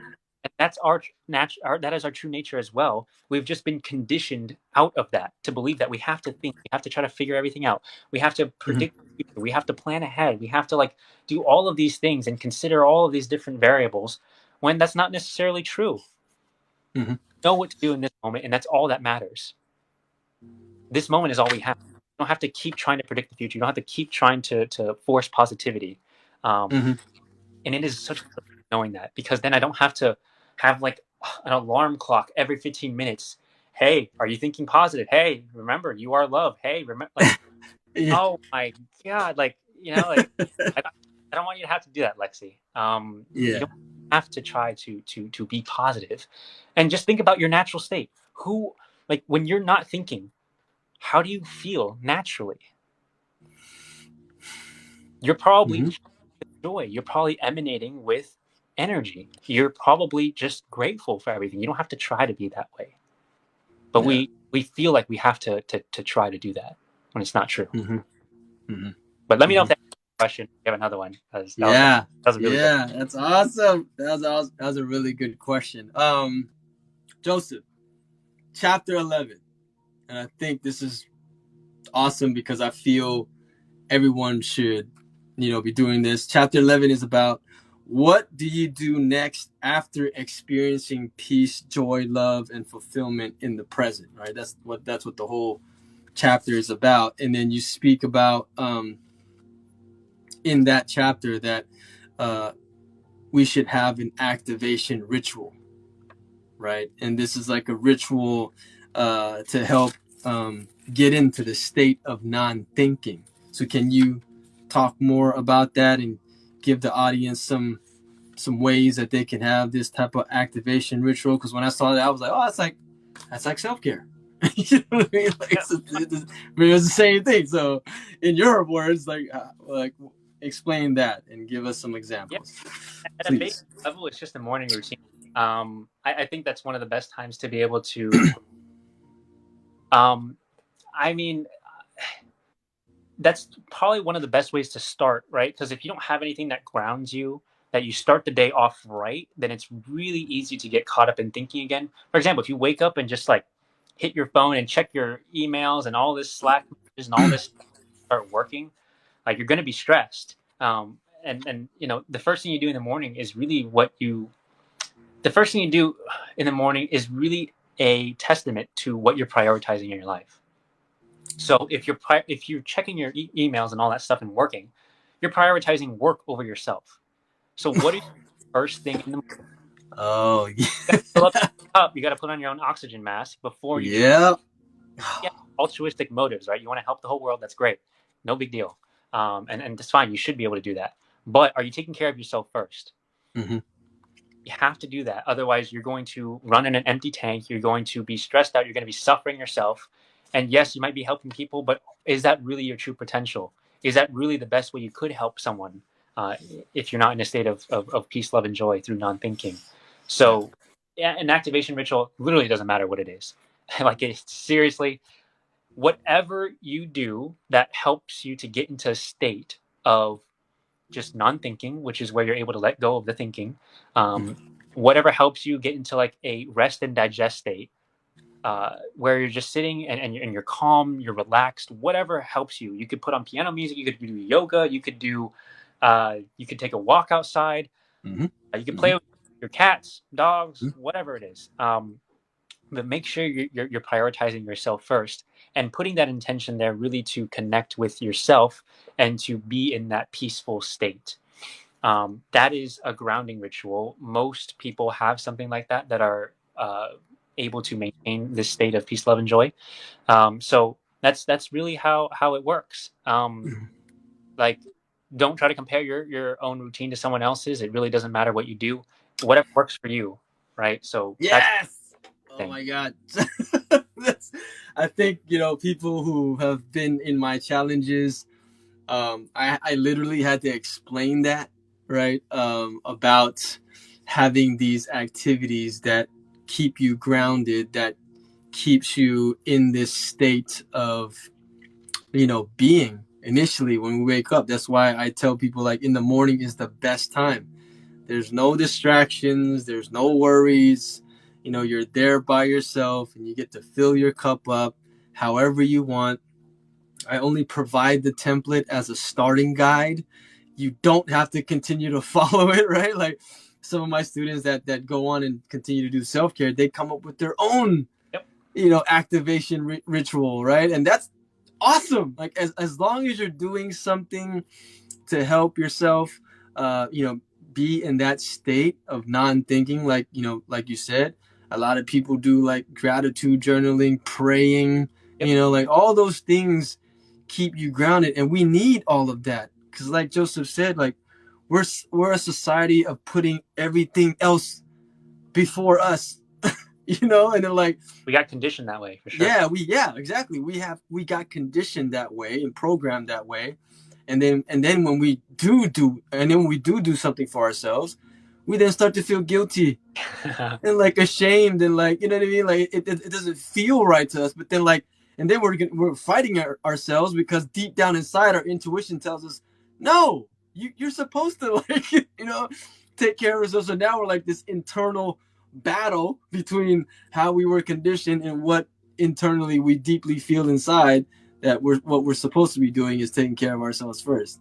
So it's crazy how, we have to first be aware of how we're doing that, and then unlearn some of those things, and then create this habit. And that's what the whole self-care challenge is about. And plus, like, what he mentions in this book about the activation ritual, it's very important for us to even go about our day, right? I mean, because everything's always happening to us, and if we continue to like put our energy in different things, and then life starts to happen throughout the day, stress starts to arise, we get into the whole thinking stuff, and then we just suffer throughout the whole day, and then there goes our whole day, and then at the end of the day we're just like depleted. We don't know what to do, right? But So follow your intuition in what you feel is most fine with you to do in the morning. mm-hmm, mm-hmm. It doesn't matter what it is, as long as Yeah, you kind of do that. yeah. What I would also say too is like, although it's really good to have a morning routine, what's even more important is like what happens after. Mm. Because most of the time we're not doing the morning routine. Yeah. That's really like I'll tell you a little story about like how I came to like be able to maintain this state throughout the day. Like I even went to. Are you familiar with Dr. Joe Dispenza? Yes. Oh, heck yes. Yeah, I You love. are the placebo, man. Yeah. Yeah, so I actually went to a 7-day retreat, Wow. him in Cancun. It What? like 1,500 people or something like that, all like meditating at the same time. Each Wow. 4 to 6 hours of meditation in a lecture. It was intense, Dang. intense. Like the most I've ever meditated in my entire life, easily. Because I only did 10-minute meditations before that. Mm-hmm. So during those meditations, I like saw some stuff, Mm-hmm. uh, angels and stuff. It was wild. Um, and Oh, we got to get into a deeper conversation about that, bro. Like, oh man. Oh, okay, never mind. That's for another conversation. But man, okay, never mind. Sorry. crazy stuff, Center. Okay. crazy stuff, visions, and Yeah. I'm like completely blissed out during those hours of meditation, and it passes by so quick. Then when I got home, I started doing the hour-long meditations and being able to feel and try to like picture my future and like feel as if that's happening right now, to be able to like quantum leap essentially that Mm-hmm. that future that I want into the present moment. I did that for as long as I possibly could. I think it was like a couple weeks. And what I realized was as soon as I opened my eyes, that piece lasted probably like 10 to 20 minutes. And then as soon as that happened, all of the stress, anxiety, like just so much thinking ensued. And so I was constantly worried and in a state of fear, in a state of fight or flight for the rest of the day. And I was so pissed because I did an hour of work only for 10 minutes apiece after. So Yeah. I, what is even the point of doing this? And so Yeah. I gave up. And what I did was I asked myself the question, yeah, like being able to meditate for an hour and stay in the state of peace for that long is great. What about the rest of my day? Mm-hmm. Like that to me was more important because I spent most of my day doing that versus in a meditation. So what happened was that I started to realize that I could use this principle of non-thinking and realize that as soon as I let go of my thinking in real time, I maintained a state of peace. Ooh, yes. So I started to use every single moment that I felt and every single psychological and emotional pain that I experienced as I went about my day. If I started to get worried about something, I used that to become aware that I am thinking. So as soon as I felt pain, emotionally or psychologically, I was like, oh, I'm thinking. Like the reason why I'm feeling this is not because my boss said this or my mom asked me to do this or my parents said this or my like significant other did this to me or whatever. It's because I am thinking. And I understand that thinking is the root cause of all suffering. And as soon as I realized that, I could ask myself, is this something that I want to let go of? Is this thinking serving me? Because it wasn't. And so I just let go of that. And in that moment, I returned back to my natural state of peace, love, and joy. And that's what happened. So as I went about my day, I started doing that. And I realized that at most of my day, I could stay in a state of peace because of that little exercise where Mm. become aware that I am suffering, and then I can say, oh, that's thinking what's causing that, and I come back into the present moment and I let go of it and follow my intuition Mm-hmm. in that moment. So Mm-hmm. that's how I was able to maintain that state of peace versus like only relying on the morning to be able to feel that way. Mm-hmm. So that's what I would say, because that's even more important to me. Like, how do we live practically in that state versus just only in the morning? And this Yeah. is how to do to really be able to let go of it in the present and then follow my intuition in that split second. Yeah. Yeah. That's okay. I need to start implementing that. I mean, I have been, like I have the same type of protocol throughout the day when things start to get overwhelming. Um, and this is me coming from a very, emotionally disabled, unaware person. So, after years and years of practicing and, developing my awareness, I'm able to, have that understanding when those thoughts come.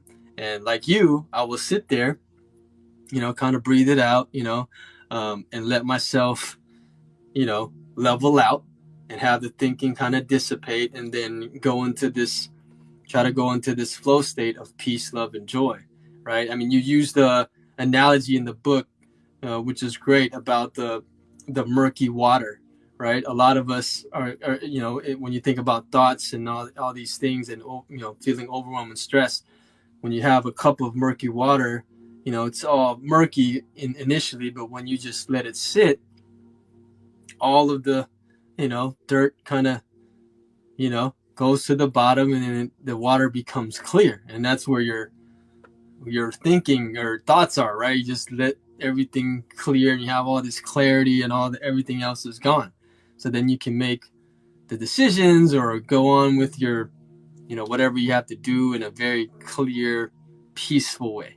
Right. So yeah, I mean, that's where we all want to be, and I think that if we can achieve all of that, I mean, think about all the things that we can do, right? Think about all the stuff that you can uh, do that you're passionate about, and the dreams that you want to go for, or whatever it is that comes to you in that moment. But that moment's gonna feel like amazing for sure. But there's a chapter 12, and I want to touch on this because you were talking about, the thoughts. We're talking about positive thinking. Um, but chapter 12 is about nothing is either good or bad. And then there's a quote in here by William Shakespeare that says, "There's nothing either good or bad, but thinking makes it so." And this is the first time I read that quote. I was like, what? And then you have this analogy about the keys on the piano, and I want you to explain that analogy, because those who are musically inclined in here would totally get it. Because I got it right away. But before you answer, another book giveaway. Anyone can answer where Joseph went to Joe Dispenza's retreat. Where did he go for the retreat? First person to answer it right now on the comments. Where was it that he went to the retreat for Dr. Joe Dispenza, where he had meditations? Oh, little bluebird, I see you. Little bluebird, I'm going to follow you. Please send me a DM. You were the first one. Cancun. Yes, it was. Little bluebird. Awesome. You were listening. I like that. I like that. Someone said Bali. Hey, Bahamas. Okay, Cancun. Yeah, exactly. All right, so back. Congratulations. Back to the next. Back to the question. So please explain the whole piano analogy about yeah, nothing is good or bad.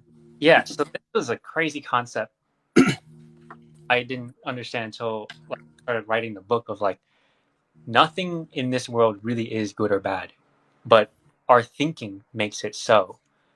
Uh, and if you really think about it, like and not think about it at the same time, there is no action itself that's like who makes good or bad? You know, like what is good or what is bad? Like sometimes it'll be like, for example, for me, I had to leave college and drop out. Is that good or bad? To my parents, that was the worst thing in the world because they came over here from Vietnam to try to give me a college education. I dropped out. Yet I was able to create a business and help them grow theirs to be able to pay off the $1 million worth of debt that they had. Is it good or bad? I don't know, but it Yeah. doesn't matter at the end of the day. I was following my intuition. I knew that they were going to die in debt for real. They wouldn't be able to pay it off by the time that they died. If I stayed in college, because it would have been another 4 or something years, 5 years, I would have only been able to make 35, 40 grand because I wouldn't have acquired any skills that helped me grow their business. And that's how their life would have been. And it would have been a very, very sad life that they wouldn't have been able to Mhm. have this abundance that they have now. So you tell me, is that good or bad? I don't know. I disobeyed my parents. I dropped out. I completely left. I literally had a full ride. I was getting paid to go there too. I still dropped out. So like, is it good or is it bad? And we don't know. Like, there's Mhm. no possibly know. Like everything that happens in your life, you don't know if it's good or bad. Yeah. Who's like, for example, the extreme amount of suffering that you went through, Jay, in your past, is that good or bad? Yeah. I mean, that's very, Would some people might perceive it as bad, but when I look at it now, like would you be? like I'm now grateful, compassionate, empathetic about it, like totally, reconciled everything, and I'm at peace with it. Yeah, So is it good? Is it that to me that's good? Like I've learned so much, and it was because of that I'm here now today, the way I am today. So that's my experience of it being good. yeah. But yeah, and It other people are all like, oh, that was horrible. You went through a horrible da da da, right? is like Exactly. so when we put a story on it, when we start thinking about it and labeling it good or bad, and it's like that's what causes suffering. That's what causes conflict. That's really when we start thinking what happens is we create duality. That's the duality of life. Mm, We say the duality of life. it's good. Like I am good. That means other people who aren't like me are bad. Or Mm-hmm. my religion is the only religion in the world that is right, and everyone else is wrong. Like that's what creates wars. Same thing with political parties. Like we are right and they are wrong, or they are wrong and we are right. Like there is no right or wrong political party. How can we possibly Mm-hmm. say that there? Mm-hmm. It's just what is. And so that's why there's really nothing good or bad in this world, but only our thinking makes it so. And Yeah. it's not necessary to label those things in that way. So the analogy that I gave in the book is, for example, if you play any instruments, you'll know this very well. But on the piano, there are 88 different keys. Tell me which keys are wrong. Right. Is there a wrong key on the piano? Is there a Yeah. wrong note? Yeah. There aren't. They're just keys. But if Yeah. we're trying to play a song and we hit the wrong note, oh no, it's not in the song. And that's what makes it good or bad is like we think it's supposed to be a certain way. What if they weren't playing that song they thought it was going to be? What if they're improving? Does that make it Mm-hmm. right or wrong? It, Right. like when we say that things have to be a certain way and that this is right and this is and that is wrong, that's what creates our suffering and creates the dualities.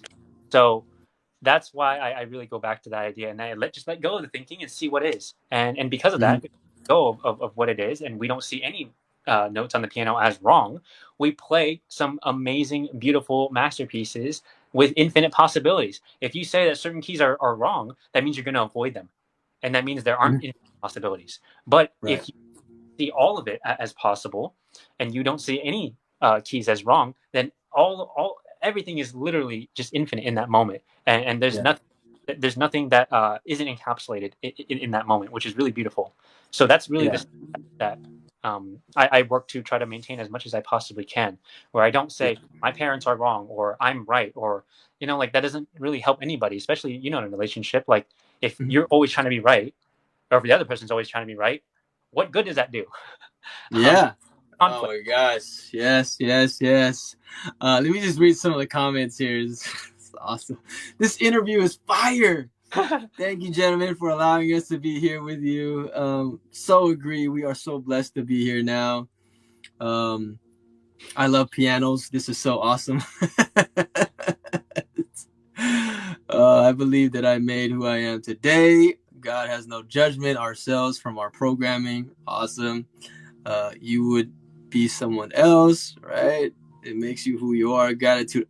Speaking of God, and correct me if I heard this wrong or misread it or something like, but you characterize God as a her. I did. Was that like, you know what I mean? Was that I, like given to you or what? Like I wanna I want your whole how you came about with that. I'd love to know your reaction to that. I mean, when I heard it, I wasn't honestly, I wasn't like surprised. You know, I think I was more. It made me just like really. Ooh, he said it was a her. It made me more curious than like, like thinking that it was wrong or anything like that. I had no thought of that. I was Perfect. just thinking like, hmm, he thinks God is a her, and then my thinking was like, man, I gotta ask him that. I gotta ask him this question. Like, where did that come from? You know what I'm Yeah, saying? So like, I that's mean, but I'm a person who believes, who has respect for all religions. There's a word out there called omnist. I believe all religions have their own truth. Whatever you believe, I totally respect it. Even if you think God is something other than man, woman, or whatever, whatever you believe, right? Because I feel like there's truth out there. And talking about truth, you have it in your book of what the definition of truth is and all that stuff, which hopefully we'll get into. But you know, God to you when you mentioned it in the book was a her, yeah, and that was my initial reaction was just curiosity, like, ooh, this yeah. is this So is interesting. it's funny. Another person wrote to me in an email about that Yeah. specifically. They're like, "Oh no, actually, they left a review, and it was a negative." They were like, "I like this book was so amazing, like just absolutely incredible, except when he mentioned God was a girl, and that just no, like don't try to be everything to everybody. Just and Right, it gave right, right. stars or 2 stars or whatever. Oh wow. Hilarious. Yeah. But I'm laughing because that's kind of the nature that of like why I put it in there. Yeah. I put it in there because I realized that I had to refer to God with a specific pronoun. And I was like, do I choose he or do I choose something else? Like, do I just keep along with what everyone's always referred to God as, which is a him? Or do I Mm-hmm. just switch up and see what happens? Uh, what I did was I was like, I don't know what God is. I literally have no idea if he is a he or a her or an it or whatever. And I know that language is just something that we constructed ourselves to label. Mm. Like, and it's just the way that we communicate. So I was like, I don't think it really matters what we categorize God as long as we know what the definition of God is, or like what we're trying to like, what is the feeling that we're trying to communicate here. So Mm-hmm. what I did was instead of just going along with what the norm is, this book really is designed to interrupt your thinking. And so I just threw in a she or her to like pattern interrupt and be like, what did he just Mm-hmm. refer?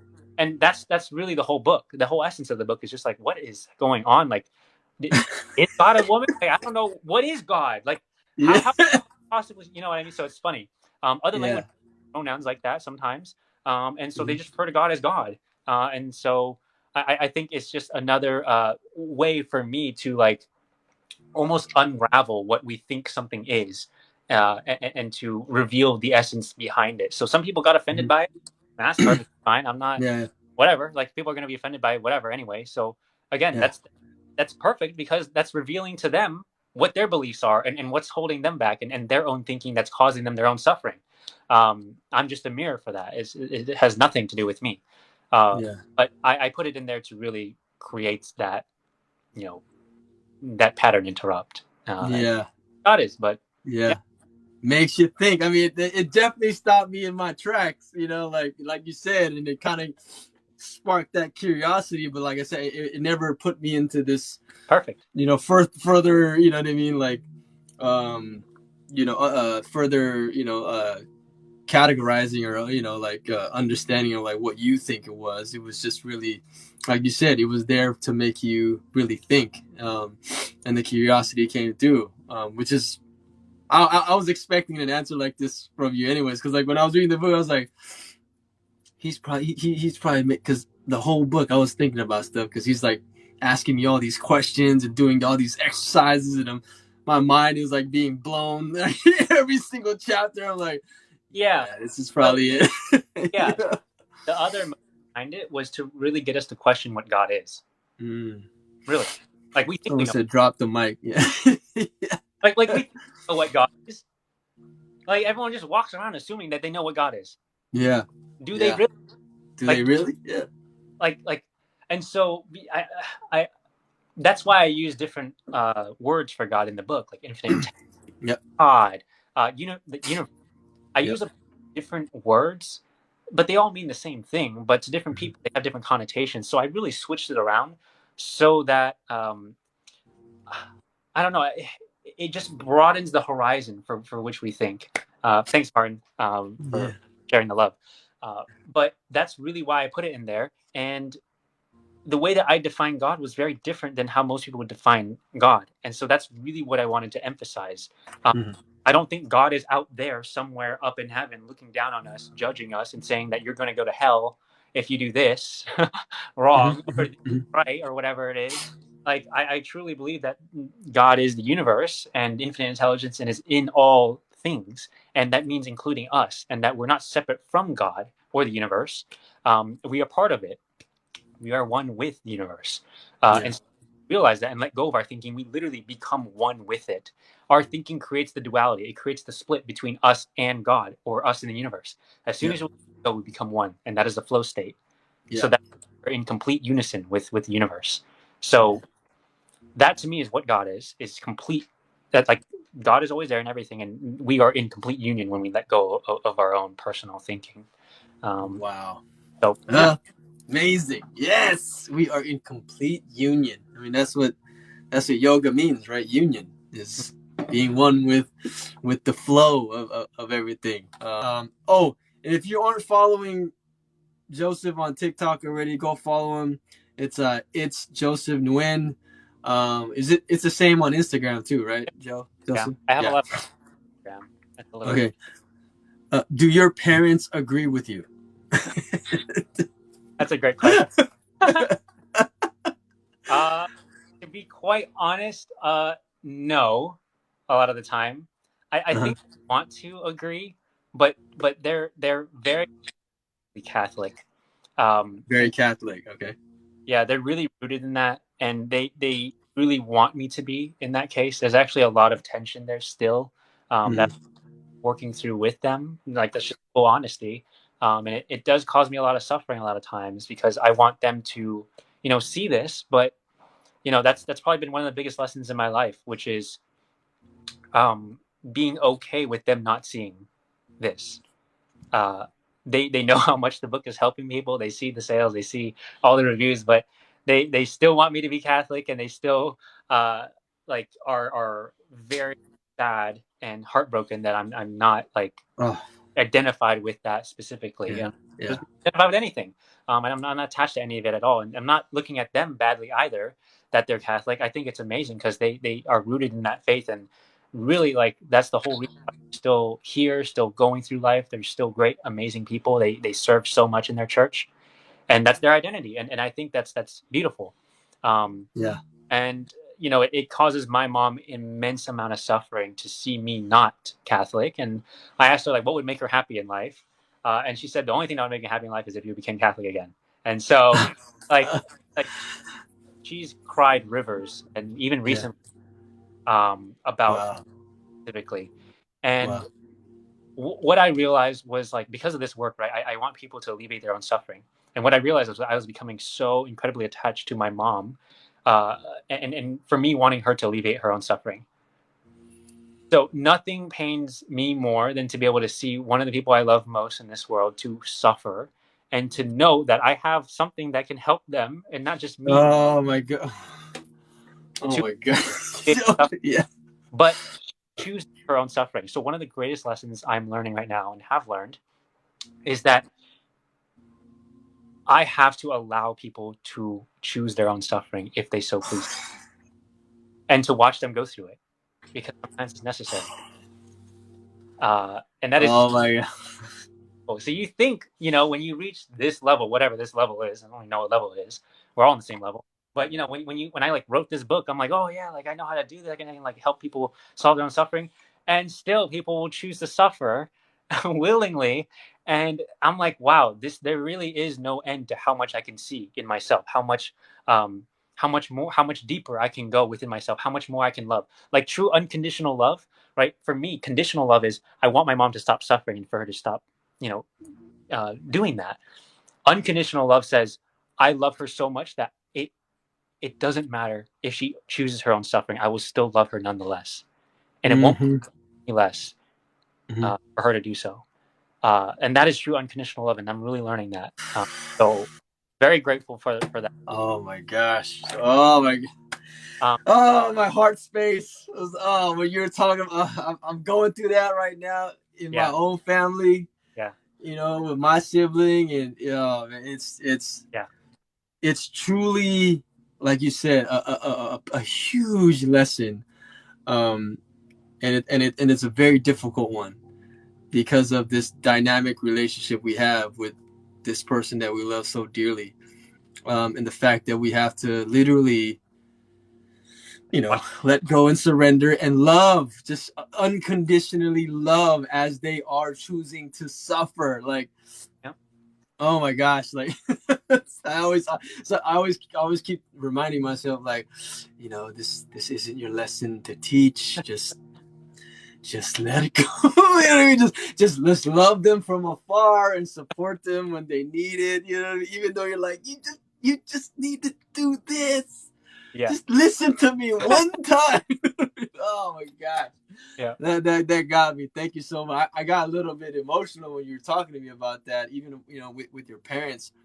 And I think a lot of us, can relate to that because we always, want to, like make our parents proud, make our parents happy, with what we do, especially, in our Asian culture, right? I mean, that's like rooted deeply into our culture and our upbringing. And then, like, because we didn't, in your case, become get attached to Catholicism, or me, I wasn't a doctor or an engineer. It's like they're like, oh, you're not at our expectation level, right? I mean, even my mom constantly asks me, like, what do you do? Like, like, what are you doing?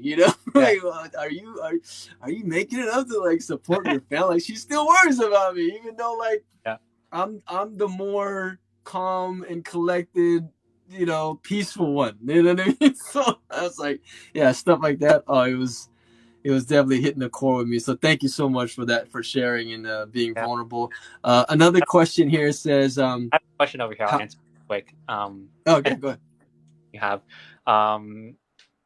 Nia. Hopefully, I said that right.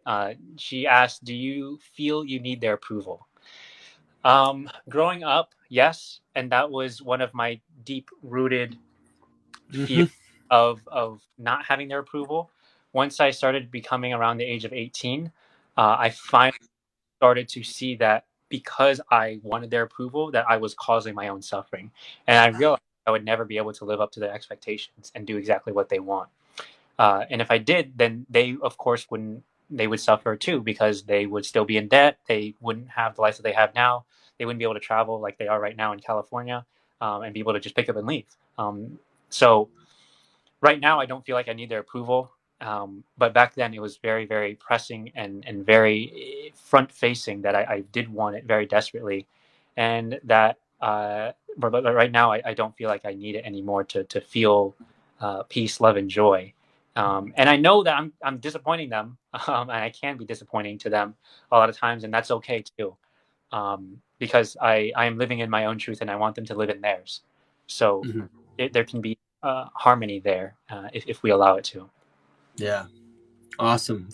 Oh yes, for sure. I was the same way. Like the approval for parents. I think everyone goes through that, right? Because we're so connected, and we look up to our parents so much, that we don't want to disappoint them. But when you really look into it, like that was conditioned into us as well, right? And that wasn't even their fault either. Yeah, it's not. Because It's not. that's, yeah, They just want what's the when, best for us, and they think yeah. that, and we believe them, and so we fall into that trap as well. And so Hmm. when we try to earn their approval, what we do is we sacrifice our own happiness. Every single time you try to earn someone else's approval or try to get them to like you, you sacrifice your own inner peace and own inner happiness. And if they truly understand unconditional love, they would allow you to be you, but you don't need that permission to be you. You don't need permission to live in your own truth. You don't need Hear self-love. that, everybody? You don't need permission Yeah, you don't to need live in your own truth. that Just you. live. Yes, just live. Another question. How long did it take you to write the book? I think it took me about 4 months to write the 4 book, months. and about like a month or so to edit it and then publish it. So I think it was like October or something like that, and then published it, and then around like January, like that, January, Yeah. February. Yeah. So this book is self-published. Like it's a very super, It's like a raw, and yeah, like I mean, it's like, I mean, don't judge a book by its cover for sure. This is the epitome of like, don't judge a book by its cover or the back cover or anything. But I was talking on my live last night about some of the things that you wrote down on the back of the book, as far as like what you'll discover, and I think each bullet point was it was like, if someone read this, they're gonna be like, what? Like it just takes you back. So let me just reread some of these bullet points in the back, to give you an understanding, a better understanding. The root cause of all psychological and emotional suffering and how to end it. Bam, right there. How to become unaffected by negative thoughts and feelings. How to experience unconditional love, peace, and joy in the present moment, no matter what our external circumstances look like. How to instantly create a new experience of life if you don't like the one you're in right now. How to break free from negative thought loops when we inevitably get caught in one. How to let go of anxiety, self-doubt, self-sabotage, and self-destructive habits. How to effortlessly create from a state of abundance, flow, and ease. How to develop the superpower of being okay with not knowing and uncertainty. For example, anxiety being anxiety. How to access your intuition and inner wisdom that goes beyond the limitations of thinking. All right. Anybody else have any questions? We want to answer some more questions here. Joseph, is there anyone on your side that you want to give a book away to? Just send me the thing, or yeah. Pick one, and then have them DM you or something, and then you send me their information, and I'll be happy to send them one. I've just been choosing people on my side. So. Send Goonies 94. If you message Jay, Yeah. I saw that you answered Beige, so she's been here for yeah. Oh yeah, Goonies 94. Make sure you follow me. Make sure you send me a DM, or if not, send me an email, jay@jchanthalancy.com. I would gladly send you Joseph's book here. This amazing book. Okay. Did you record this? Yeah. So TikTok automatically records the live, which I found out. And yes, this will be recorded. This will be probably posted somewhere else, probably on my YouTube channel. Oh, I forgot to mention. How did I forget to mention this? Joseph also has a podcast. He has a podcast. And YouTube. You can direct them. And YouTube. Yeah. So if you go to his just type in website on YouTube. Yeah. Yeah, go type his name on YouTube, and go to his website. All his podcasts are listed there. Answers are questions, right? Is that what it's called? Questions are answers. Questions. Sorry. Questions are answers. Yeah. Sorry, I got those two mixed up. But yeah, if you want something to listen to or something to watch, go to his channel, go to his podcast, subscribe, and listen to it. Amazing content there. Ways of thinking of past hurts. New thoughts? Questions. Is that a question? How do we think of past hurts? Is it new thoughts? So I'm guessing you're asking, like, because you have past trauma or hurt, how do we? Is new thoughts of it a solution to get past them? Maybe. I would say it's less about trying to form new ones, but letting go of the thinking. Letting go of the thinking. Uh, yeah. So our past only exists, and the pain from the past only exists through our thinking. Um, but when we let go of that and come back to the present, like it's like just think of basically what you feel like is really causing you such psychological and emotional pain right now, and you want to dive deep into that to see what is there. I think in the back of my book I have this framework on doing that, but really sitting there with the feeling and feeling what is the actual fear behind that thinking. Like why does it hurt so much? And Mm, it's always deeply rooted in some sort of fear. So find out what you're truly afraid of from that experience, and how you really feel about it, and see that what conclusions have you made about yourself because of that experience. Let's say something like, mm, what have you concluded about yourself, or what are you afraid of concluding about yourself because they left you? Do you believe mm, now that you're unlovable or that you won't find somebody? Usually it's rooted in some sort of fear like that. And you want to be honest with yourself and just be there for yourself. And when you mm, find out what that is, ask yourself if you want to continue thinking in this way. And is that thinking useful? mm, And what would happen if you let go of that? What would you mm.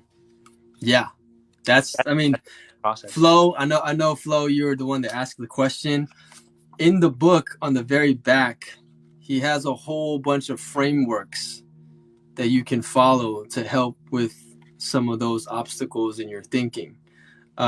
And it's basically a guide to give you step by step things, to help you in your tool belt for situations like that. So it's not just everything that you're gonna learn, like literally on the back. I mean, there's all these bullet points and like frameworks and you know things that you can literally read and use, like take action and use it so that you can create that awareness and like you said, practice those steps to kind of ask yourself those questions to help you.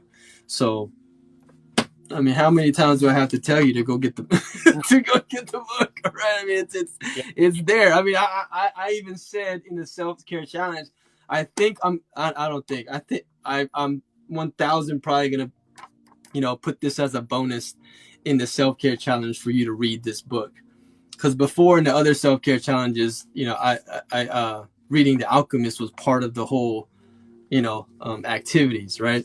Because it was my favorite book and so many lessons in that book too. But I'm probably gonna put this as a book to read because it can definitely help you on your journey as well. All right, Joseph? Are you working on anything new? yes, I am right now Oh, on not a new book, not yet, but I'm working on creating more resources, guides, and PDFs to be able to help more of you guys be able to stay and maintain in a state of non-thinking, as well as how to follow your intuition in your daily life. So I'm working on creating a journal that would be able yes, to do that. I have a PDF of it now. It's I think it's going to launch relatively soon. So if you follow my Instagram, I'll be announcing it there. But yeah. I want because I ask myself a lot of questions every single morning to be able to ground me, and that's how I do it, and that's how I access the intuition, and that's how I wrote the book. I literally just sat there and asked a question, and then the answer came. That's why my podcast is called Questions or Answers. If you ask the question, you will always get an answer. So make sure you ask a really good question and something that breaks your pattern of continuous thinking and negative thinking, and that's how you really find this. And you wait for the answer to come, and that's through thought. So I'm working on that right now, and that's really exciting to me because I'm working on scaling the book even more. I used to do a lot of one-on-one coaching, but I don't anymore. And honestly, after writing the book, more people's lives have been changed, and in a deeper and more profound way by doing that because I just followed the love. And so now I want to do that even more, which would be great. And intuition is just telling me to create a resource guide and a journal so that people can just basically self-coach themselves through this process and not have to rely on me personally to be able to guide them through it and make the book a little bit more tangible. So that's one of Ah, the working on now. Yeah, let me know, Joseph. Let me know where to purchase it. Let me know where to sign up. I will be there and get it. We're kind of in the same, mindset as far as like being able to scale and empower people to, help coach themselves. Kind of like the self-care challenge. Like it's just the initial step, because most of us, we just need that initial momentum or motivation or the framework, right? And then once you start to build that momentum and confidence within yourself and that awareness, then you hopefully will develop your own way of doing it, right? I mean, whatever works for you. So yeah, you and I are just, we're there with it. Joseph, do you have your own group challenge? I I do not. That's what Jay's for. Yeah, yeah. Well, I mean, if you do, let me know. I'll join that too. All right. Thank you for thank you for showing your gift here. Oh, you're welcome. You're welcome. All right. If there isn't any other questions, I definitely want to. I don't want to take too much of Joseph's time here. We're at 3:16 already. We had 2 hours. So just to conclude, so much gratitude, Joseph, for this amazing time. For all of you who are viewing from both sides, I'm so grateful for your presence here. This conversation has been mind blowing. I do want to do another one if you have time, because I think a lot of people will definitely benefit from this. But if you really want to connect with Joseph, go follow him on TikTok, on Instagram. It's the same handle. It's Joseph Nguyen, ITS, his full name. On Instagram, he has his book out right now. You can get it on Amazon, $9.99, or go to his website, www.josephnguyen.org, and get all this stuff there. Go listen to his podcast. Go listen to his YouTube. Just search up his name. You'll find him there. I've given away some books. He's also gracious enough to give it away during the self-care challenge. So if you join the self-care challenge, I will be giving away more of his books during the self-care challenge, but you have to sign up. All right. Lastly, another giveaway. First person to write down his website address. Put it down. What's his website address? The full website. First person to write the website address down. I've said it like 4 times. What's his website address? Anyone to get the book. There it is, Laura Wilson. I see you, Laura Wilson, 3575. I'm gonna follow you. Send me a DM. Send me a DM, and I'll get you the book. Awesome. Yay! She's like, yay! Awesome. Last question, Joseph. Well, actually, did you have time for like quick fire Yeah, questions? yeah. Let's do a few rapid All fire. right, quick fire questions from me personally. Yeah. All right. What's your favorite ice cream flavor? Ooh, cookies and cream. Oh, we right there. That's easy. Yeah. Yes, I love cookies and cream. That's what's up.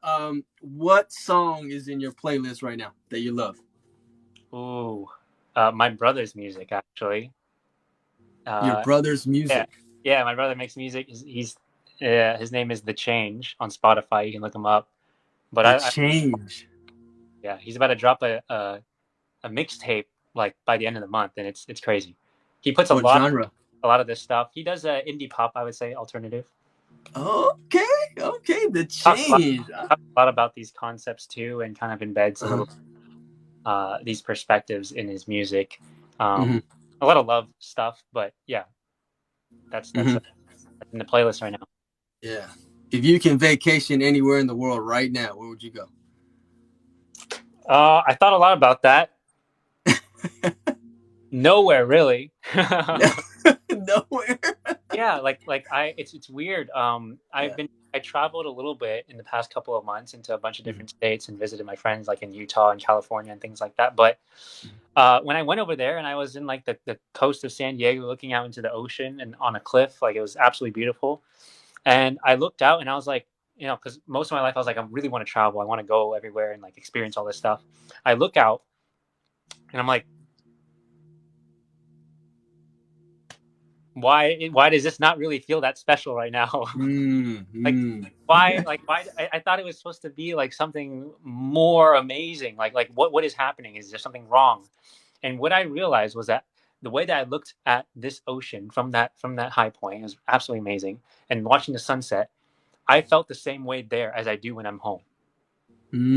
wow. Wow. Wow. That is incredible. Yeah.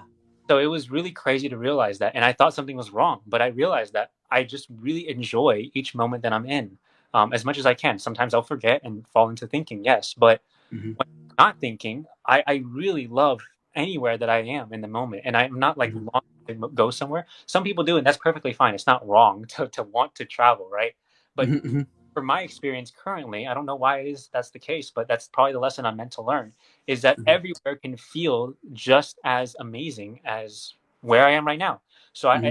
not like I'd rather be somewhere else. And I realized when I came home, I wasn't longing to go back and creating that suffering for myself. I wasn't like, I want to go back. Like, I miss it or whatever it is. Like, I literally didn't. It was crazy. And I left my fiance over here for like a week or so. And like, yeah, I missed her, but like, I wasn't like, oh, I need to go back and like be with her. Like, it was just amazing. Like, I could Yeah. enjoy over there, and she was perfectly fine over here. And when we came together, it was just a beautiful, uh, like connection again. And it wasn't like we were missing something or whatever it was. It was really crazy to be able to Hmm. experience that, and that's what happens when you don't think. So, Yeah. Wow. That's amazing. That is. Woo! Wow. Are you guys hearing this? Are you guys hearing this? Okay. A couple of more. What's your favorite fruit? my favorite fruit. Oh man, there's some good ones. It's got to be. I like a lot.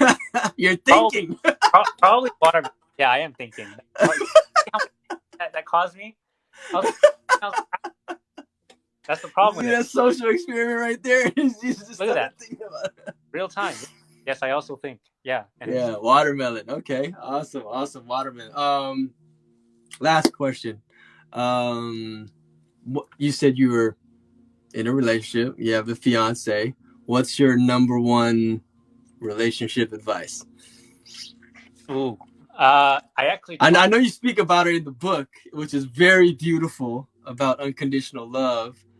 So go check that out. But besides that, like, Yeah, what is your number I one would advice? I would say if you're not growing together, you're growing apart. So do everything you can to continually grow together. My fiance and I were not the same people when we first met 7 years ago. Not even remotely Mm, close. mm, I was very shy. I was very scared of everything. I was very small. I didn't have a personality. I was just like a doormat. Everyone stepped all over me. Absolutely terrible. Um, I was like a obedient boy who had absolutely no personality because I was trying to be whatever everyone else wanted me to be. And so, but throughout this whole entire time together, I had a business. I like lost $50,000. I went through a whole slew of different things and hit rock bottom. And even uh, amongst all of that, hi Allie, Allie's Allie's here. That's my fiance's little sister. That's so cool. uh, Um, but yeah, so with all of that, even when we went through all of that together, and she went through a lot of different stuff too. She has like a lot of medical conditions as well. We went in and hospital so many times. She had to get a feeding tube now. Like it was crazy. It still is. But even amongst all of that change, we are closer than ever before, and that's because we made the intention to grow together instead of growing apart. And that really was amazing. through communication and being really, really vulnerable with each other, and being willing to go to those places where we're really uncomfortable. A lot of times I don't want to tell her what I'm actually thinking or what I'm actually feeling, but it's in those times where I share those fears, those uncertainties, and she's able to be that vulnerable with me as well, that we can see, feel really seen and heard by one another, and we don't really have to try to fix one another, but it's just our ability to be able to communicate that, and once we both are so open and vulnerable, like there's so much love there, and we kind of move in the direction that we need to. And something always comes up, and we say, oh, maybe we should try this, or maybe we can do this. But the answer is always in open and honest communication. No matter how painful and uncomfortable it is, you have to go there. If something's bothering you, you have to mention it. And when you mention it, don't attack the other person and say, it's your fault that I feel this way. None of that. It's just, I feel this right now. And you just say how you feel without blaming anyone or anything. And when you're that, and you really dive into the fear of like, um, what is actually there, of like, maybe you're not telling me, you're not giving me enough compliments in my day. It's like, that's blaming them. But like, what do you feel when they don't compliment you? What do you feel when you don't feel like you have enough attention from them? It's like, I feel like I'm not enough. And so it's like, okay, let's just state it as it is. That's how I feel. And so once that vulnerability is there, then you are able to really experience so much peace, love, and joy in that relationship. And yes, it's going to be uncomfortable. Yes, it's going to be painful. And yes, it's going to be scary, but it is so worth it in the end because, the deeper you go, the more unshakable your relationship becomes. And it is really beautiful to be able to live your life with that other person. And other big thing is, do not live your life for the other person. This is so big. Ooh, your yes. your job in a relationship is not like the other person in your relationship. Their job is not to make you happy, and we made that very clear in our relationship. And so my fiance right now, she's over her own thing, having her own business, doing what she loves, but she doesn't depend on me for her own happiness. And so Mm. sitting right here waiting for me to get off this call and be like, oh my God, let's go do something. And there would always be so much push and pull. But she's out there doing her own thing, even though she has a feeding tube, even though life is really difficult and all that.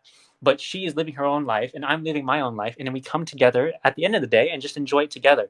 But we're not depending on each other for each other's happiness. We both do our own work to be able to find that peace, love, and joy within ourselves first and not depend on them to give that to us. And so because of that, oh my God, like that paired with that open and honest communication and being courageous enough to go to the unknown and to be uncomfortable and to face that fear, that is why we have such a beautiful relationship. And I think that's really what it takes. That's so important. Like, do not depend on the other person to make you happy. Otherwise you'll be miserable. Wow. I mean, come on, guys. Give it up. We surpassed 20,000 likes. Oh my God, this is so crazy. So much golden nuggets. Everything you said about the relationship advice. I mean, you should write a book about relationship advice. I mean, let the divine come through you, my man. Maybe one Because day, I'm yeah, pretty for sure you real. have a whole bunch of A lot of lessons. awesome information for that too. But from the bottom of my heart, Joseph, thank you so much. I am so honored, blessed, and privileged to have connected with you, that I can honestly call you a friend, and have this growing relationship together, and being able to read this amazing work of this divine intelligence, that you were the amazing vessel for. And lastly, guys, like, go show Joseph some love. Go get his book. If you have any questions about anything, can people contact you, or how is there any way Yeah. to If you connect with you want to further? write me an email. If you Okay. want to like talk about your experience or what happens after the book, I love hearing about everyone's experience after coming to the realization and how their life is changed afterwards. Yeah. It's always beautiful to hear that. So Yes. Awesome. Yeah. So it was such an amazing 3 hours. I could probably talk for like hours and hours, but thank you so much for your time. I appreciate it, brother. I love you. I love your work. All the best to you and Allie. I know fiance, so I know there's that big date coming soon. That's gonna be amazing. And hopefully we can do this again. To everybody out there, so much gratitude. Thank you so much. And before we go, any last words, Joseph, before I hit the end button here. Oh yeah, I just wanted to thank you, just for being so open and so just like really embodying yourself, which is in itself like the essence is divine. So yeah, all of your energy, all of your love, all of just you is so present here and is so powerful. And I know a lot of people following you are following you to just have to be able to share that space that you've created for them. So yeah, definitely keep being you and creating that space for others to really grow and to feel that love. So thank you so much. Yes, I will. I will. That is my mission. So thank you so much. All right, guys. I will see you on the next live. And like I said, if you have any questions, email them. Tell them how you feel after reading the book. If you have any questions for me, you know how to contact me as well. But have a great rest of your day, Joseph, and we'll talk soon. All right. Thank you. We'll chat All right, soon. brother. Take care. Love, much love. Thank you, Bye, everybody. everybody.